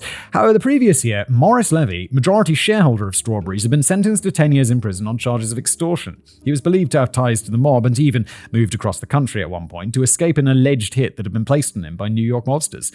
The police had already been willing to entertain the idea that the killings were mob-related based only on some dubious circumstantial reasoning, but suddenly they were confronted with a plausible connection to organized crime. While detectives investigated that lead, the next logical step would be to follow up on the physical and forensic evidence, and that was the second problem. There wasn't any. They knew that Jose and Kitty had been killed with shotguns and that the killer or killers reloaded, but that was it. There wasn't any other physical evidence to go on, and the bodies had been badly damaged from the repeated shotgun blasts that forensic analysis was basically useless. That meant it was time to pound the pavement and interview anybody who might know anything about the Menendez family and possible enemies it might have. And that was the third problem, because they had a lot. People fucking hated Jose, so there was an endless string of possible suspects and theories on what happened presented by friends, family, and associates that they interviewed. They'd be like, can you imagine anyone who wants to kill him? Oh my god, many people. He was a prick. He had many enemies, powerful enemies. The most shocking theory came from Jose and Kitty's friends in Calabasas, Peter and Karen Weir. When they were being interviewed by the lead detective Les Zola, one of them said, "I have no basis for this, but I wonder if the boys did it." Zola was shocked, as the brothers weren't considered suspects at the time, but he had to consider the possibility. There certainly was a clear motive: money. To Detective Zola and other onlookers, Lyle and Eric were blowing through their inheritance like there was no tomorrow, but according to some family members, their spending habits hadn't changed at all. The boys were irresponsible little shits who had never worked a day in their lives and had no concept of money. Sure, they'd taken on some very expensive and failed business ventures, but with Jose dead, it was natural for them to try and create a new source of revenue. Beyond that, their family claims that the boys' personal spending had remained pretty much the same. Look. You gotta work, you inherit this money. Just talk to a financial guy and he'll be like, you need to put this into this and this into this and this will be safe. And then you can take the 10% or whatever and fuck around with it. But the rest, you need to put into like things that yield dividends or interest or rent, because you're not very competent at business. Let us handle it for you, and we'll just give you like 6% a year. Even so, it was a lead, and detectives were becoming suspicious, but there wasn't any evidence. They had established a motive for Lyle and Eric to kill their parents, but it seemed like a whole lot of people had motives. The only other lead they had was some hearsay from one of Lyle's friends. According to this friend, Lyle had said that there was a revised draft of their wills on Kitty's computer. On August the 31st, less than 2 weeks after the murders, Lyle had deleted the files and then hired a computer expert to check the computer and ensure that nobody would be able to retrieve the deleted files from it. The best way to do that is like format it many times, like the disk erase or whatever, it's a feature, and then destroy it with fire. Not take it to a computer expert and be like, yo, bro, can you recover any of the files from this? He's like, oh yes, many files. There's an updated will in here. There's a murder journal that you wrote. That was suspicious, and would be big if true, but it was hard to prove. The friend hadn't seen it happen. All he had was Lyle's second-hand story. It didn't even have the name of the person Lyle claimed to have hired for the detective to interview, and without a statement from that expert, the story was useless. I mean, what were they going to do? Use the lack of revised will on Kitty's computer as proof that one had been deleted? It could just as easily be proved that one was never written. Still, it couldn't hurt to interview the brothers again. Maybe Zola could get them to slip up or admit to something incriminating. On October the 24th, Zola interviewed Eric at the Beverly Hills mansion. Eric was alone as Lyle was attending to his failing chicken shack in Princeton. Throughout the interview, he seemed at ease, though internally, Eric was shrieking in terror. Zola wasn't able to sense that, but there was something potentially interesting that Eric revealed. The brothers had been extremely close their entire lives. They were best friends that did almost everything together, and Eric had spent his life idolizing Lyle. But now a rift was forming between them. Detective Zola had heard from the same friend that commented about the deleted will that the boys were no longer getting along, and Eric essentially confirmed this. He complained that Lyle was spending too much money and was becoming just like their father. Well, yeah, he's spending too much money, but he's not becoming like the father in terms of bringing in more money. He's just spending it all. This was, again, interesting, but it wasn't even close to proof of anything. All it showed was that they were pretty trash at getting along now that they were in charge of all the money instead of getting handouts from Jose. And they didn't even have access to most of the fortune either. They had gotten the life insurance payout, but most of the family's assets were tied up in probate still. Zola had a lot to think about, but it was clear he wasn't going to get anything useful from Eric directly. As soon as the detective left, Eric proceeded to freak the fuck out. He had been depressed to the point of contemplating ending his life, and he was suffering from severe stomach ulcer because his body could not physically handle the immense stress that he was under. And now it seemed like the police were investigating them as suspects. Eric had simply reached his breaking point. He called Lyle in Princeton because he needed somebody to talk to, but he couldn't get a hold of him. If talking to Lyle wasn't an option, there was only one other person he could talk to, Dr. Oziel. Eric called and set an appointment for October the 31st, exactly 1 week away. By the time the appointment rolled around, Lyle was back in California. He and Eric probably talked about what happened, but if so, it hadn't been enough to set Eric's mind at ease. He was still a mess inside, though his therapy session, he seemed perfectly calm. Eric and Dr. Oziel had a lovely session, much of it spent outdoors, with the pair walking around scenic Beverly Hills and discussing Eric's crippling depression. As they made their way back to Oziel's office, Eric stopped and casually leaned against a parking meter. "We did it," he said. "We killed our parents." Oziel decided that they should probably continue this conversation back inside his office instead of out on the street. Eric began to tell him everything, but Dr. Oziel stopped him and had him call Lyle instead. Wait, what's the situation here? Because no one's in immediate danger. Is there doctor-patient confidentiality there? Like, oh my god, that's crazy. Does Dr. Oziel have to tell? Can he not tell? Even though Lyle was now rushing to the office and Oziel had told him to wait, Eric continued telling the story. He said how he'd got the idea after watching a miniseries called Billionaire Boys Club. He said he didn't want to kill Kitty, but there was no way that they could get away with killing Jose if she was still alive. Besides, she had suffered from severe depression her entire life and was also a victim of Jose's abuse, so they'd be putting her out of her misery. He then outlined the events of that night exactly as we discussed earlier. By the time Lyle arrived at the office, Eric had already confessed to everything. Since confidentiality law forbids therapists from talking to police about your past crimes, even unsolved murders you confessed to, Lyle decided to breathe a sigh of relief and be super chill about the whole thing. Oh my lord. I guess that makes sense. But that's pretty... Can you imagine the shit therapists here? And then they just can't tell anyone about it. It's like, oh, I've killed hundreds of people. And they're just like, oh... Fascinating. Fast crimes, can't tell anyone. My mother tried to have me whacked because I put her in a nursing home. In your worst dreams, a duck flies off with your penis. Castration. Hey, my mother never went after my basket. No, not literally. Except that's obviously not what happens. Oh, okay, never mind. Not only was Lyle furious with Eric for talking, he was boastful about the crime as well. For possibly the first time in their lives, he thought that Jose would have been proud of them for successfully committing the perfect murder. Thinking that your victim would be proud of you for killing them is pretty messed up, but at least he was in the right room to be discussing those feelings. Wait a second. If Lyle is talking about this, is there a duty of care between Dr. Oziel and Lyle? Lyle's not a patient of Dr. Oziel, so can Dr. Oziel go and tell on Lyle, even if it gets, oh god, what's the other kid's name? Eric in trouble.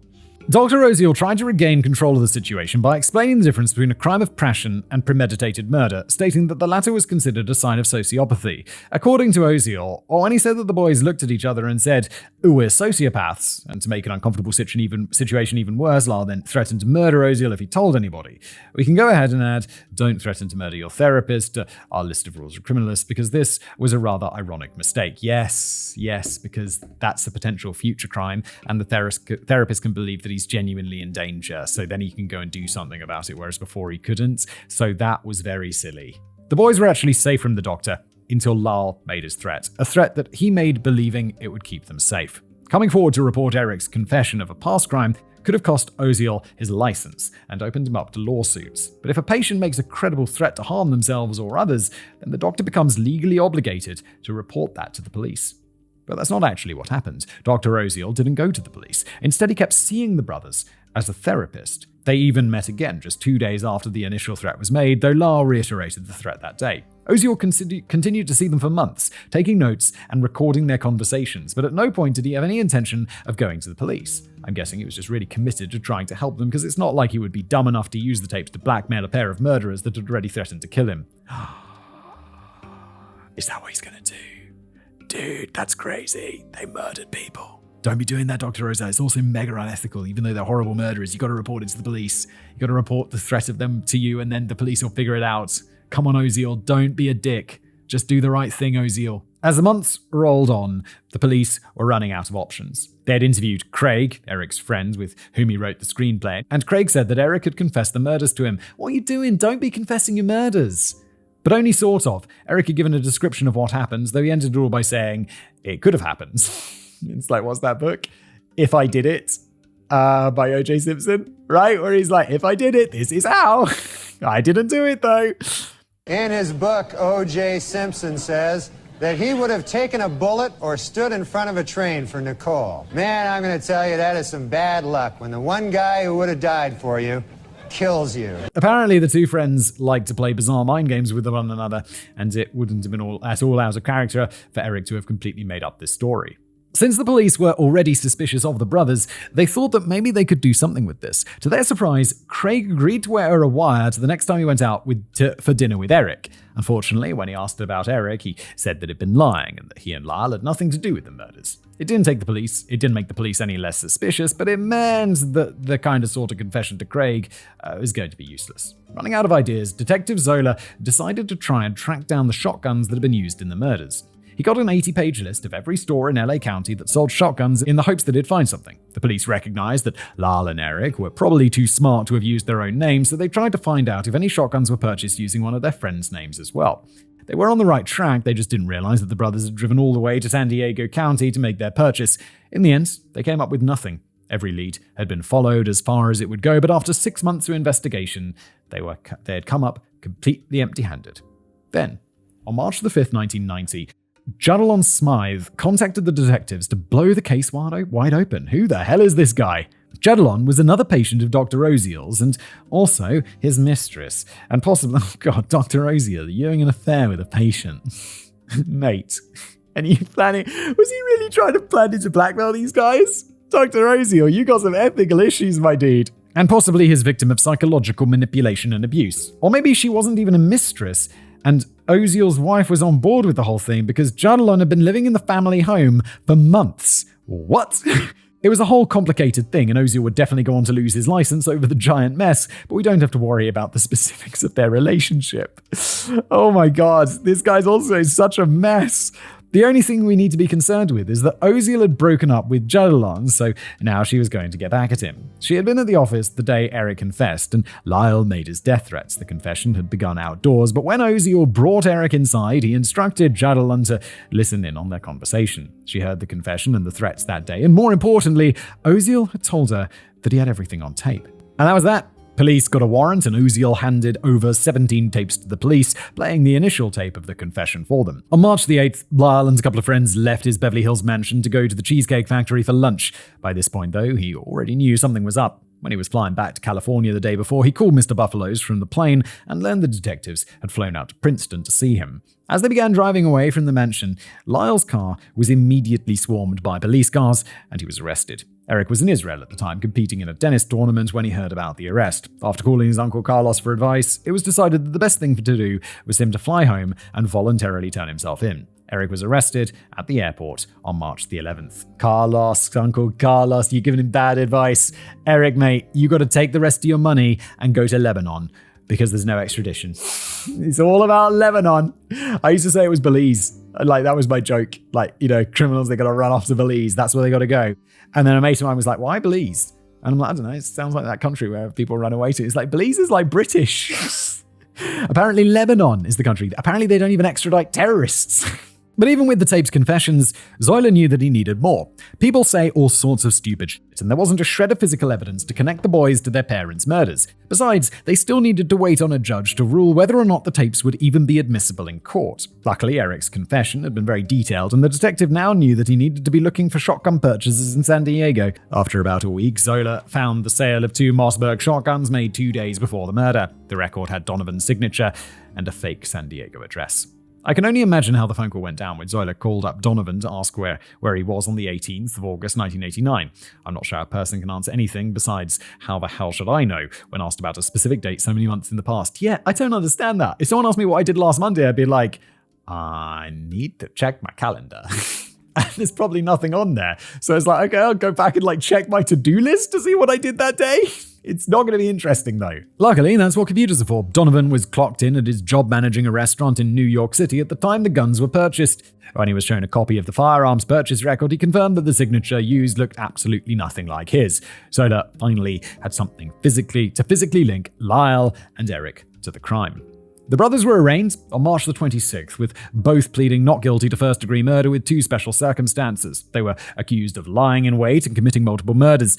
This meant that by going to trial, instead of trying to work out a plea deal, the death penalty would be on the table. They were held without bail and trial, and it would take 3 years for the trial to begin due to a major disagreement on the admissibility of Dr. Oziel's tapes. Of the 17 tapes collected, there were 3 that the prosecution was seeking to use in trial. The others, were just boring rich person therapy stuff. After going all the way to the California Supreme Court, it was ruled that the prosecution could only use one of the tapes. The tape was Dr. Oziel's dictation of his notes from the meetings with Lyle and Eric on October the 31st and November the 2nd, the 2 days in which Lyle had threatened to kill the doctor. The tape was extremely incriminating, and it proved with near 100% certainty that the brothers had killed their parents. But because it was Oziel dictating his notes from the sessions, his was the only voice on the tape. The 2 tapes on which Lyle and Eric discussed the murder themselves were ruled inadmissible. It was disappointing for the prosecution, but it would later turn out to only be a temporary setback. Logistically, the trial itself was going to be a bit strange. Lyle and Eric were being charged separately, which normally would have meant that they would have had separate trials. However, because the cases had nearly identical witness lists and the same facts would be pertinent to both cases, Judge Stanley Weisberg decided that in the interest of time and money, they would be tried at the same time. It was technically 2 different trials taking place in the same courtroom at the same time, so Lyle and Eric would each have their own jury. In the event a witness or piece of evidence only pertained to one of the brothers, the other brother's jury would be excused. And now the tapes had been ruled on, the trial could finally begin. More importantly, even though the prosecution was only allowed to use one of the 3 tapes, the boys still weren't going to be able to claim that they hadn't killed their parents. But they had both pled not guilty to murder, so how the hell were they going to mount a defense if they weren't going to dispute the fact that they both repeatedly pulled the trigger? They're going to go for some diminished responsibility thing, aren't they? The answer is simple. The defense would argue that these motherfuckers had it coming, or in legal terms, that it was imperfect self-defense. Never heard of imperfect self-defense. I don't think a defense to murder, although apparently it is. It's like, why'd you murder them? They had it coming. Not guilty! Judge Weisberg does everything twice. The trial began on the 20th of July 1993, and Judge Weisberg decided that the case would be televised. This was one of the first high-profile cases to air on television, predating O.J. Simpson's trial by a couple of years, and it was a media sensation that captivated the entire United States. Honestly, Weisberg's decision to televise the trial is a bit surprising. The previous year, Judge Weisberg had presided over the trial of 4 police officers that beat Rodney King. In 1992, the LA riots began the moment that verdict was broadcast on Core TV, so I figured Weisberg would be done with TV cameras in his courtrooms after that happened. Yeah, even I know that story. You'd probably think he'd be like, well, they burned me once, so let's not do that again. But no, Weisberg wants it all televised, which I guess is good for us because he's going to give us lots of details of the case. It was over 3 years since Lyle and Eric had been arrested, and they had spent that entire time in jail. Unsurprisingly, incarceration was not particularly conducive to the privileged and shitty attitudes the brothers had grown up with. This is actually a bit of a problem for the defense. When the murders took place, Lyle was 21, Eric was 18, and I think it's fair to say that they were both immature for their ages. But after 3 years in jail, they'd been forced to mature. At their arraignment, the brothers had entered their pleas of not guilty while trying to stifle their laughter at what they perceived to be the judge's comical appearance. It's probably not, sounds like they've really matured a lot, doesn't it? It's probably not good as the defendant in a murder trial to be laughing in the courtroom, but it illustrated that they were mentally still children at the time, or at least adolescents. Wait, I thought prison had forced them to mature. The fact that they had now grown physically and mentally in the past 3 years was going to make it harder to garner sympathy from the juries. Wait, I'm sorry, I wasn't following. They were laughing originally when they were arrested because they were still young and stupid, but now they've had 3 years in jail. They're like, come on, it's like, I've seen things, bro. While Lyle and Eric each had their own attorney, Eric's lawyer, Leslie Abramson, was the real star for the defense. She was a high-priced lawyer to the tune of $750,000 over the course of the trial. And this was the 15th high-profile murder defense that she had helmed. And it was the defense utilized by both Leslie and Lyle's attorney, Jill Lansing, that would be the most important part of the case. We're not even going to really look at the prosecution's case because it was largely irrelevant. Since the brothers had admitted to the murders, there wasn't really a lot for the prosecution to do other than trying to portray them as liars and spoiled brats who killed their parents for money. The only thing that really mattered was the defense and whether or not the jury would believe that Lyle and Eric were telling the truth. I've already covered that Jose and Kitty were both psychologically and physically abusive. There were a lot of witnesses to this behavior, and it wasn't heavily contested. However, these events took place in the 1980s, and the trial took place in the early 90s, so they were mostly given a pass for that. It may not have been the 1950s, but physical abuse of your children still wasn't really seen as that big of a deal, especially if you were rich. As far as most people were concerned, Jose was just a very strict parent who was pushing his children to be as successful as he was. While the mental and physical abuse were part of the brothers' defense, the much bigger part was the claims of continued sexual abuse, beginning when Lyle was 6 years old. Is that something that's been mentioned so far? Whether or not the brothers' allegations of sexual abuse could be believed was the crux of the entire trial. They spent hours on the stand detailing all the sexual abuse they had faced, primarily at the hands of Jose, but from Kitty as well. To reiterate, what follows are allegations against Jose and Kitty based on testimony from the trial, and that's all. According to Lyle, it began when he was 6. It started with his father giving him massages after sports practice, massages that became extremely inappropriate. Jose didn't care when Lyle said that he didn't like it and that it hurt, and his father told him that bad things would happen if he ever told anyone. Yeah, this is just allegedly, right? Because this is like they murdered their parents, and it seems that they're just psychos. And I mean, their parents seem like pieces of work as well, to be honest. But this is like super motivated by the fact that they don't want to go to prison for murder. Of course, Lyle did tell someone, and that someone was Kitty, but she couldn't have cared less. She just said that Lyle was exaggerating about what had happened and that Jose had every right to punish his sons if they misbehaved. Jose's abuse of Lyle continued for a few years until he moved on to his younger son, Eric. When Lyle got a little older, it was Kitty's turn. Both brothers much preferred Kitty to Jose, and when he was out of town, they would fight over who got to sleep in the bed with her, continuing until they were teenagers. That's weird. There's a point where that's got to stop. It's like, right now, my kid's 3. And it's like, every night now, she's like, hey, Dad. And I'm like, oh, you're in my bed, hello. But that's fine. But it's fine. But at some point, it should stop. And that time is definitely before they are teenagers. My kid this morning was so sweet. I know we're talking about these people who murdered their kids, but this morning she was like, Dad, can you give me a cuddle? And I'm like, yeah, of course I can give you a cuddle. Oh. I said, I love you so much. And she's like, I love you so much too, Dad. And I'm like, oh.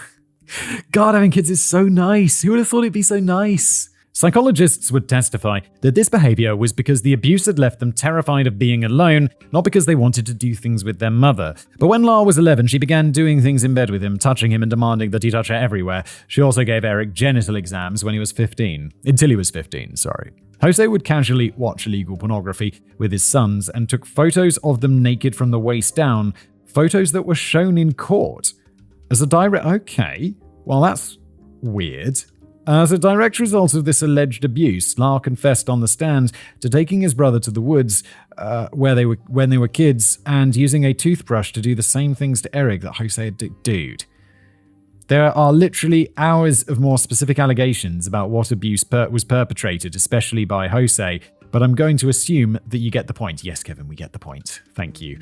Lyle and Eric claims that they had spent their entire lives living in fear, and specific events that we'll get to momentarily led them to believe that they were in imminent danger. That's all well and good, but Lyle and Eric had already admitted to lying to the police for months, so why would the jury believe them about their claims of abuse? Well, that's where things get a little bit tricky for the defense. They had about 36 witnesses prepared to testify that Jose and Kitty's abuse, particularly the physical and mental abuse. However, Judge Weisberg, who had already whittled down that list of defense witnesses from a proposed 90 based on his perception of relevance to the case, and that had cut the defense off before they could get through all of their remaining witnesses. Weisberg said that it was a murder trial, not a custody hearing, so these witnesses weren't important. While the power of hindsight makes me hate this decision, it's not like he didn't have a fair point. The entire defense strategy was to put the victims on trial, and generally speaking, that's pretty gross. The fact that they weren't even alive to defend themselves would make it even worse. Yeah, but it's what defense does. It's like, yeah, defending of murderers and people who've done horrible shit is kind of gross. It's just the way of things. Everyone's entitled to a defense. And that defense has to do whatever they can. It's hard to say whether or not Weisberg made the right call, and this was one of many controversial decisions that he made over the course of the trial. Then again, even allowing the sexual abuse allegations into the trial in the first place was also controversial. In short, I do not envy Judge Weisberg and the many tough decisions that he had to make. Fortunately, this particular decision was made after the defense had been able to call some witnesses and could potentially corroborate the claims of sexual abuse. But all of the testimony to support the claims of sexual abuse were from people that had been told about it by Lyle and/or Eric. Nobody had personally witnessed such abuse directly. Of course, that's not to say their testimony was without merit. Most notable was the account of their cousin, Diane van der Molen. The prevailing opinion at the time was that these allegations against Jose and Kitty were a desperate last-minute attempt to concoct a story that the Menendez brothers could use to defend themselves. Yeah, that's kind of what it sounds like, and if I was there at the time, kind of what I would believe. To most people, this was another example of the abuse excuse, a derogatory term used for attempting to use prior abuse as a legal defense for future retaliation. It's a well-known term, and famous lawyer and Harvard law professor Alan Dershowitz was about to publish his book, The Abuse Excuse and Other Cop-Outs, Sob Stories, and Evasions of Responsibility. But Diane's story would completely erase the idea that this was a last-minute strategy so long as the jury believed what she said. Diane had been staying at the Menendez home for a visit when Lyle confessed to her that Jose had been abusing him sexually. According to her testimony, this happened in 1976 when Lyle was 8 years old and she was a young teenager. Upon hearing this, Diane told Kitty what she had just been told. Kitty told her that Lyle was lying and put him to bed upstairs, never speaking of it again. Another key piece of testimony for the defense. Wow, this is super unreliable though, because it's eyewitness testimony, it's a memory of being told something by somebody who's a notorious liar decades ago. A decade at least ago, or whatever it was. That is super unreliable. Another key piece of testimony for the defense came from friends and neighbor of Jose and Kitty. This witness claimed that she'd come over to the Menendez's home for a dinner party. Following dinner, Jose intended to put on a home movie for his guests, but he accidentally put on one of the tapes he would watch with his sons that featured child sexual assault. No fucking way. Rather than stopping the tape, the witness said he just laughed and let it keep playing. Oh my god, that fucking changes shit, because that is not some kid half remembering things. That is a fully grown adult seeing some crazy shit and being like, brrrr. That just brings us to the final impetus that resulted in the murders. If all of this abuse had been going on for so long, what finally pushed the brothers over the edge? They claimed they'd actually been fearful for their lives for some time. Kitty had been telling them since Lyle was 7 that they ruined her chance of having a career and that she wished they were never born. They went on to claim that Kitty had been threatening to poison them.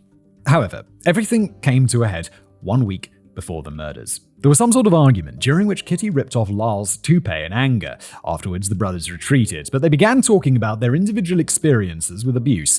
It had been 7 years since Lyle started going bald, and Eric had absolutely no idea. The family was full of secrets, and Eric dropped the bombshell that Jose had been molesting him for the previous 12 years. This sent Lyle over the edge. He thought the sexual abuse had begun and stopped with him. He didn't realize that it had instead been happening to Eric this entire time. Lyle confronted his father about abusing Eric, and Jose said that if he ever told anyone, that he'd kill them. According to the brothers, they took this threat seriously. Not only did they believe their father would kill them, but that he might do it at any moment. Fast forward a week to the night of the murder. Lyle and Eric were preparing to leave the house at around 10 p.m. and Kitty started one of those, "you're not leaving this house this late because I said so" sort of arguments. Pretty standard stuff, though usually that's reserved for teenagers rather than 21-year-olds. Oh yeah, be like, "I'm 21, I'm going out, sorry, get lost." Kitty and Lyle had walked out of the den arguing, then Jose came out to put an end to the fight. He told Kitty to shut up and then told Lyle, "You're not going out because I said so." Lyle fired back with, "You're not going to touch my little brother." The fight escalated, with Jose allegedly yelling at Lyle, "I'll do what I want with my family. He's not your little brother, he's my son." Kitty yelled at Lyle that he had ruined their family, then Jose grabbed her by the arm and brought her into the den, closing the doors behind them. They never closed the doors. Lyle assumed that meant this was it, that Jose and Kitty were inside the den preparing to murder their sons. He ran to Eric and said, "It's happening now," and they immediately grabbed their shotguns to defend themselves by making sure they shot first. Oh my god, this is the fact about the woman seeing that tape when he intended to show like a movie, and the cousin thing being added to that. I'm like, I don't know what to believe anymore. And the reality is, if I'm sitting on a jury for this case, right, it's reasonable doubt. And I absolutely have reasonable doubt. Which is kind of crazy. That's what a $750,000 lawyer gets you. After all this testimony, all that was left was closing arguments and for the two juries to decide on Lyle and Eric's fate. However, the judge had one more controversial decision to make during the trial. In a 3-day-long closing argument, good lord, Leslie hammered home the point that legally speaking, it didn't matter if Jose and Kitty were actually going to murder their sons. All that mattered was that Lyle and Eric believed that they were going to. Self-defense only requires that a reasonable person in their situation would have feared for their life. But Judge Weisberg disagreed that this applied. Oh, why? That's fairly standard, isn't it? Weisberg ruled that there was no evidence that a reasonable person would have feared for their lives and that the jury was not allowed to acquit on the basis of self-defense. What? Instead, they could only lessen the charges based on the common law doctrine of imperfect self-defense. This would apply if the jurors felt that Lyle and Eric had an honest but unreasonable belief that their actions were necessary. I don't think that belief is unreasonable if they genuinely believe that their lives are in danger. And I think if what they're saying is true, I think a reasonable person could definitely think that. I don't think that's unreasonable at all, if what they're saying is true. And that's for the jury to consider, not the judge. So I think the judge has misstepped in this, in my opinion. The jury's options were to vote for first-degree murder, second-degree murder, voluntary manslaughter, or involuntary manslaughter. Ultimately, it didn't matter that regular self-defense was off the table, as the end result would have been the same, whether acquittal was an option or not. Like I said, the only real question at play was whether or not the jurors believed Lyle and Eric about all the abuse that they had suffered and the extent to which they claimed to fear for their lives. And that was going to be a tough sell. There was no physical evidence of abuse, though there rarely is evidence of molestation. The closest the defense had found of physical evidence was a medical record from Eric when he was 7 years old, describing a throat injury. Their expert witness testified that the injury described could have been caused by forced fellatio, although the prosecution countered by getting the expert to admit that there were other possible explanations as well, like face planting with a popsicle stick in your mouth. But not only was there no meaningful evidence and nothing beyond the account of the brothers, there was also Dr. Oziel's tapes. While originally 2 of them had been barred from the trial, because the defense decided to make Lyle and Eric's mental state the focal point of the trial, Judge Weisberg allowed the remaining tapes to be admitted to evidence. That meant the jury heard them describing to Oziel how they'd killed their parents, and they heard Lyle say that he missed his mum in the same way that a person might miss their dog. Not only were the contents of those tapes devastating for the defense, but so was what was missing from the tapes. In none of the brothers' sessions with Dr. Oziel had they mentioned their sexual abuse. Of course, that's not a surprise. To start, victims of that kind of abuse are often too ashamed to talk about what happened. Even ignoring that point, Eric knew that Oziel was going to tell Kitty what happened in their sessions. It's unlikely he would have risked revealing the family's darkest secret, knowing the serious repercussions that it faced for it back home. Yeah, I mean, he's not going to talk openly because he knows that the stuff's going back to his mum for whatever reason, even though he signed it to be okay. But since there wasn't any physical evidence to back up the claims of sexual abuse, there was only one way the brothers could have come up with their story. The prosecution argued that Kitty had been right all along and that Eric was gay. This claim was evidenced by an alleged report of Eric engaging in sexual behavior with another man in prison. They argued that his experience in intimate homosexual relations had given him the ability to construct the elaborate scenes he and Lyle described involving their father. The 2 juries had a lot to think about, and after 16 days, they announced that they were deadlocked. Weisberg ordered them to keep trying to come to a consensus, but after 3 weeks, they still couldn't agree on a verdict. Lyle's jury had 7 men and 5 women. Eric's had 8 men and 4 women. The final votes in favor of a murder conviction were 7-5 and 8-4, split directly down gender lines. It was almost if women are more likely than men to take claims of sexual abuse seriously. But with the jury deadlocked and a mistrial declared, it meant that they were going to have to do everything all over again. When the verdict was announced, the public was shocked. From the moment Lyle and Eric were arrested until the trial began, the media had been portraying them as greedy, spoiled brats that killed their parents for money. And since the defense was keeping its strategy a secret, there wasn't an alternate narrative being presented until the trial had already begun. And although the trial was televised, not all of it was. Weisberg decided that testimony regarding sexual abuse would not be aired. Well, in that case, it's going to seem like because that's the main defense. It's going to seem very strange. The jury are like, oh, we're not sure. The audience is going to be like, well, we're definitely missing something here, aren't we? Because they're guilty. There were some other things that weren't broadcast as well, because it was feared they would be overly prejudicial, but that decision was the most important. It meant that although the public had a vague idea of what the brothers had claimed as a defense, the details weren't widely known. As a result, there was no reason for anyone to question the narrative that had existed for years, and the brothers' guilt remains the prevailing opinion. It took over a year before the second trial would begin, and this time there were going to be some changes. To start, no more cameras. Weisberg didn't care for what a media circus the first trial had become, so it was time to put an end to that. Second, there would only be one jury. Third, most of the lawyers involved had changed. Eric still had Leslie to defend him, but Lyle's lawyer and the district attorney had been replaced. Lyle now had a public defender because the Menendez estate had completely run out of money, and the prosecutors were replaced since the first ones had failed to seal the deal. Oh, you've burned all the money already. God damn. But the most important change was the defense strategy.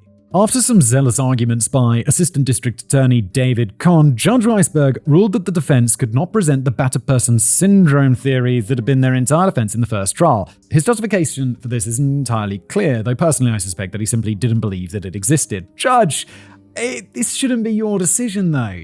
This should be allowed, and then the jury can decide whether they can believe it, no? In the first trial, he refused to let Dr. Ozior use the word sociopaths to describe the brothers because he felt it was a psychological buzzword. It sounds like he was a typical man that grew up in the 1940s and wasn't interested in claims and excuses of head shrinkers at all, although that part is just my speculation. Yeah, kind of with you on that one, Kevin. Allegedly. But whatever his reason, the ruling severely hindered the defense. Their entire case had been built on showing how a lifetime of abuse had affected the mental state of the brothers, causing them to fear for their lives. And in this second trial, they weren't allowed to talk about any of that. There was no witness to testify about the abuse, just the word of Eric himself, and he was only allowed to be questioned about his mental state during the week leading up to the murders, not all the underlying factors that would have resulted in that mental state. This seems very prejudicial, doesn't it? It's like the judge looks at it and sees what did the last judge get wrong and being like, no. This time we're going to do things differently. We're going to throw out all the stuff that confused the jury and made them say not guilty and just keep the stuff that makes them look guilty. It's a bit weird, isn't it? Even Lyle didn't testify the second time around, though that was a strategic decision. The prosecution had recordings that they believed proved he lied in the first trial. In a recorded phone call made from prison, the prosecutors claimed Lyle said in so many words that he fooled half the country in the first trial, and now he just had to fool the other half. If he had taken the stand, they felt they could have destroyed him with that recording. Clearly, the defense agreed, but because he didn't take the stand, and thus the recordings were never admitted into evidence, I can't tell you what he actually said, instead of just a paraphrased version. It should be clear at this point which way this new trial was going to go, but there was one major change in the trial. When all the proceedings had concluded, and it was time for Weisberg to give the juries their instructions before deliberating, he ruled that there wasn't evidence the brothers were in danger, and thus the juries would not receive instructions on imperfect self-defense. Wow, it's just another way that they're like, the judge is super pushing this trial towards a guilty conclusion, no? The jury had essentially been left with only one option, and after 4 days of deliberation, they found Lyle and Eric guilty of 2 counts of first-degree murder with 2 special circumstances, as well as conspiracy to commit murder. Luckily for the brothers, the same jury would show them mercy at the sentencing hearing. After deliberating for 3 days, they voted to punish them with life in prison, rather than the death penalty.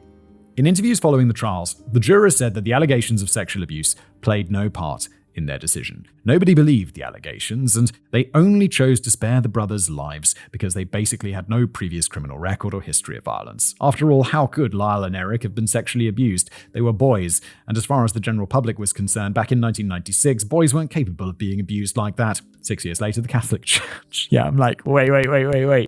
When did all that church kick off?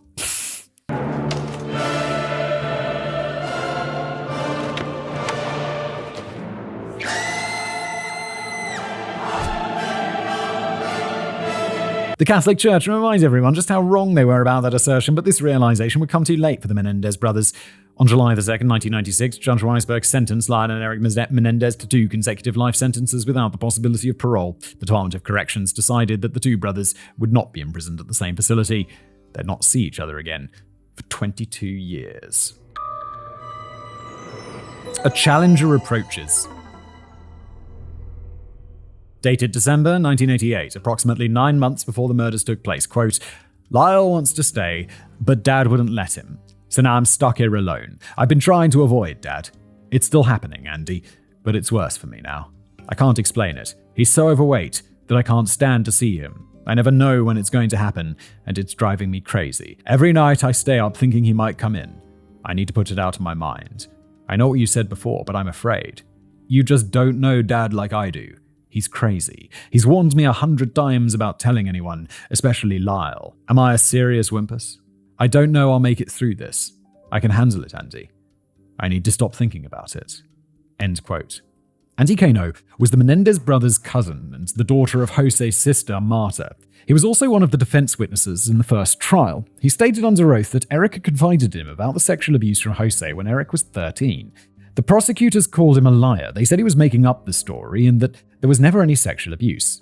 For what reason? Why would he make up the story? In 2003, Andy died of a drug overdose. In 2018, Marta found that letter written from Eric among Andy's belongings. For the first time, there was actual physical evidence that Lyle and Eric had told someone about the abuse taking place before the trial. But that wasn't the only bombshell. While being interviewed as part of a documentary on the boy band Menudo, band member Roy Rosello alleged that he was drugged and sexually assaulted by Jose Menendez at the age of 13, back when Jose worked for RCA Records. Oh, shit.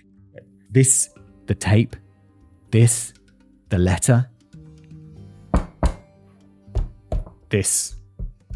It's like this. There's that reasonable doubt that I had before has now expanded into just regular ass doubt. According to Roy, he had first been abused by music producer Edgardo Diaz before joining the band.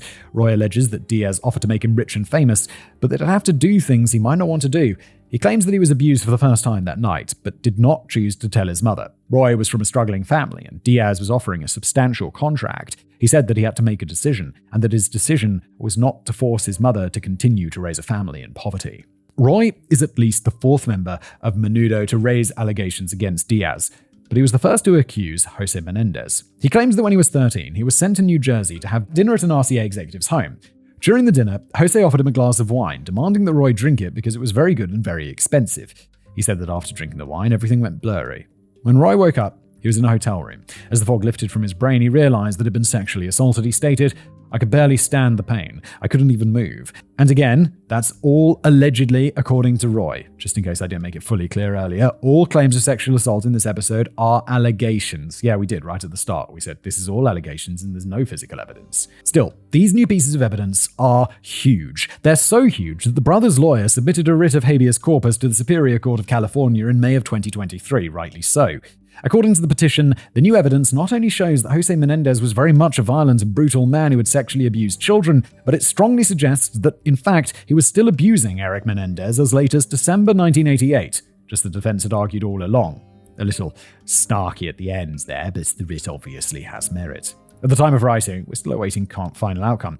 Rather than throwing out the petition, the court has demanded that the office of the district attorney reply. Not only has the DA's office agreed to reply, but they requested an additional 90 days in order to look into the new evidence and do a deep dive into their files, and possibly just to buy time to make a decision. But there's a lot of different ways that this could go, ranging from the sentence being immediately vacated and never brought up again, which is unlikely, all the way to a new trial in which Lyle and Eric are again sentenced to life in prison without parole.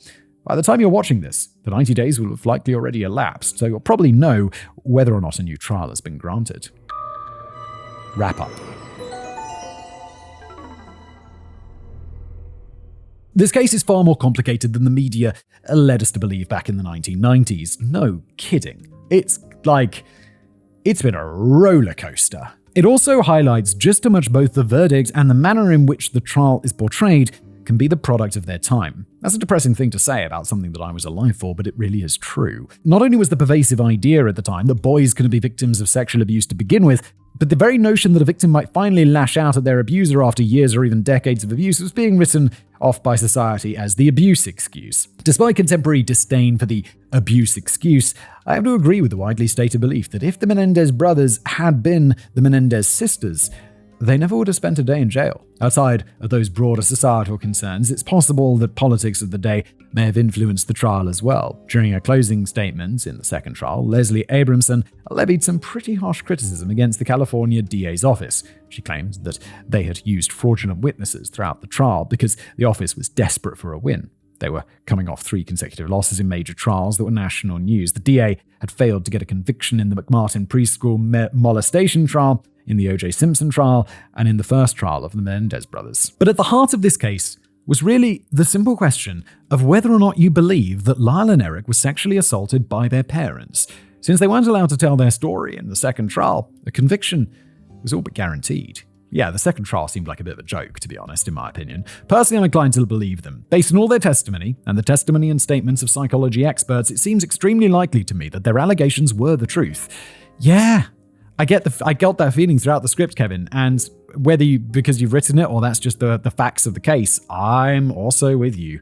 Allegedly. One of the experts that interviewed Eric in the lead up to the trial even diagnosed him with PTSD. Of course, there's another much less simple question to answer at the heart of this case.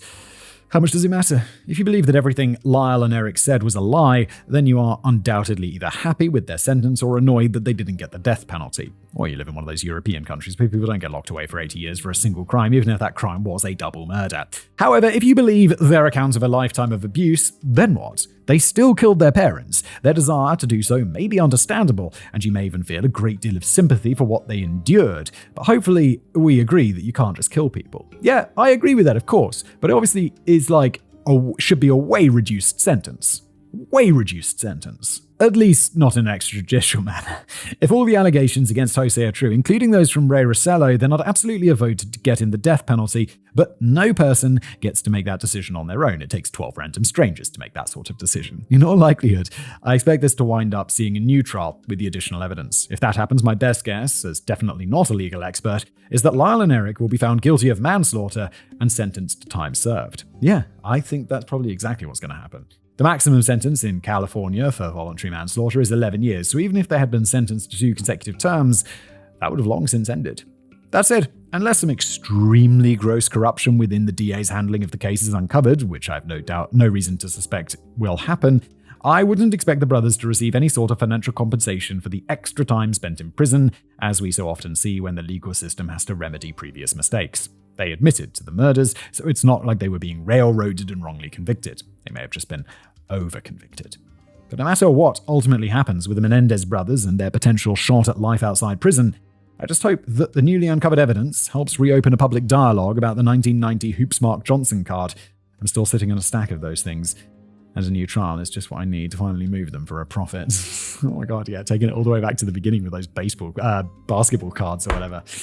This has been a long episode. Thank you so much for being here. I hope you enjoyed it. I mean, what can be said? People got killed, but I hope you found it interesting. If you're enjoying this as a podcast, please do leave us a review or a rating on Spotify or wherever you get your podcasts. And if you're watching on YouTube, like and subscribe, and I'll see you next time. Thanks for being here.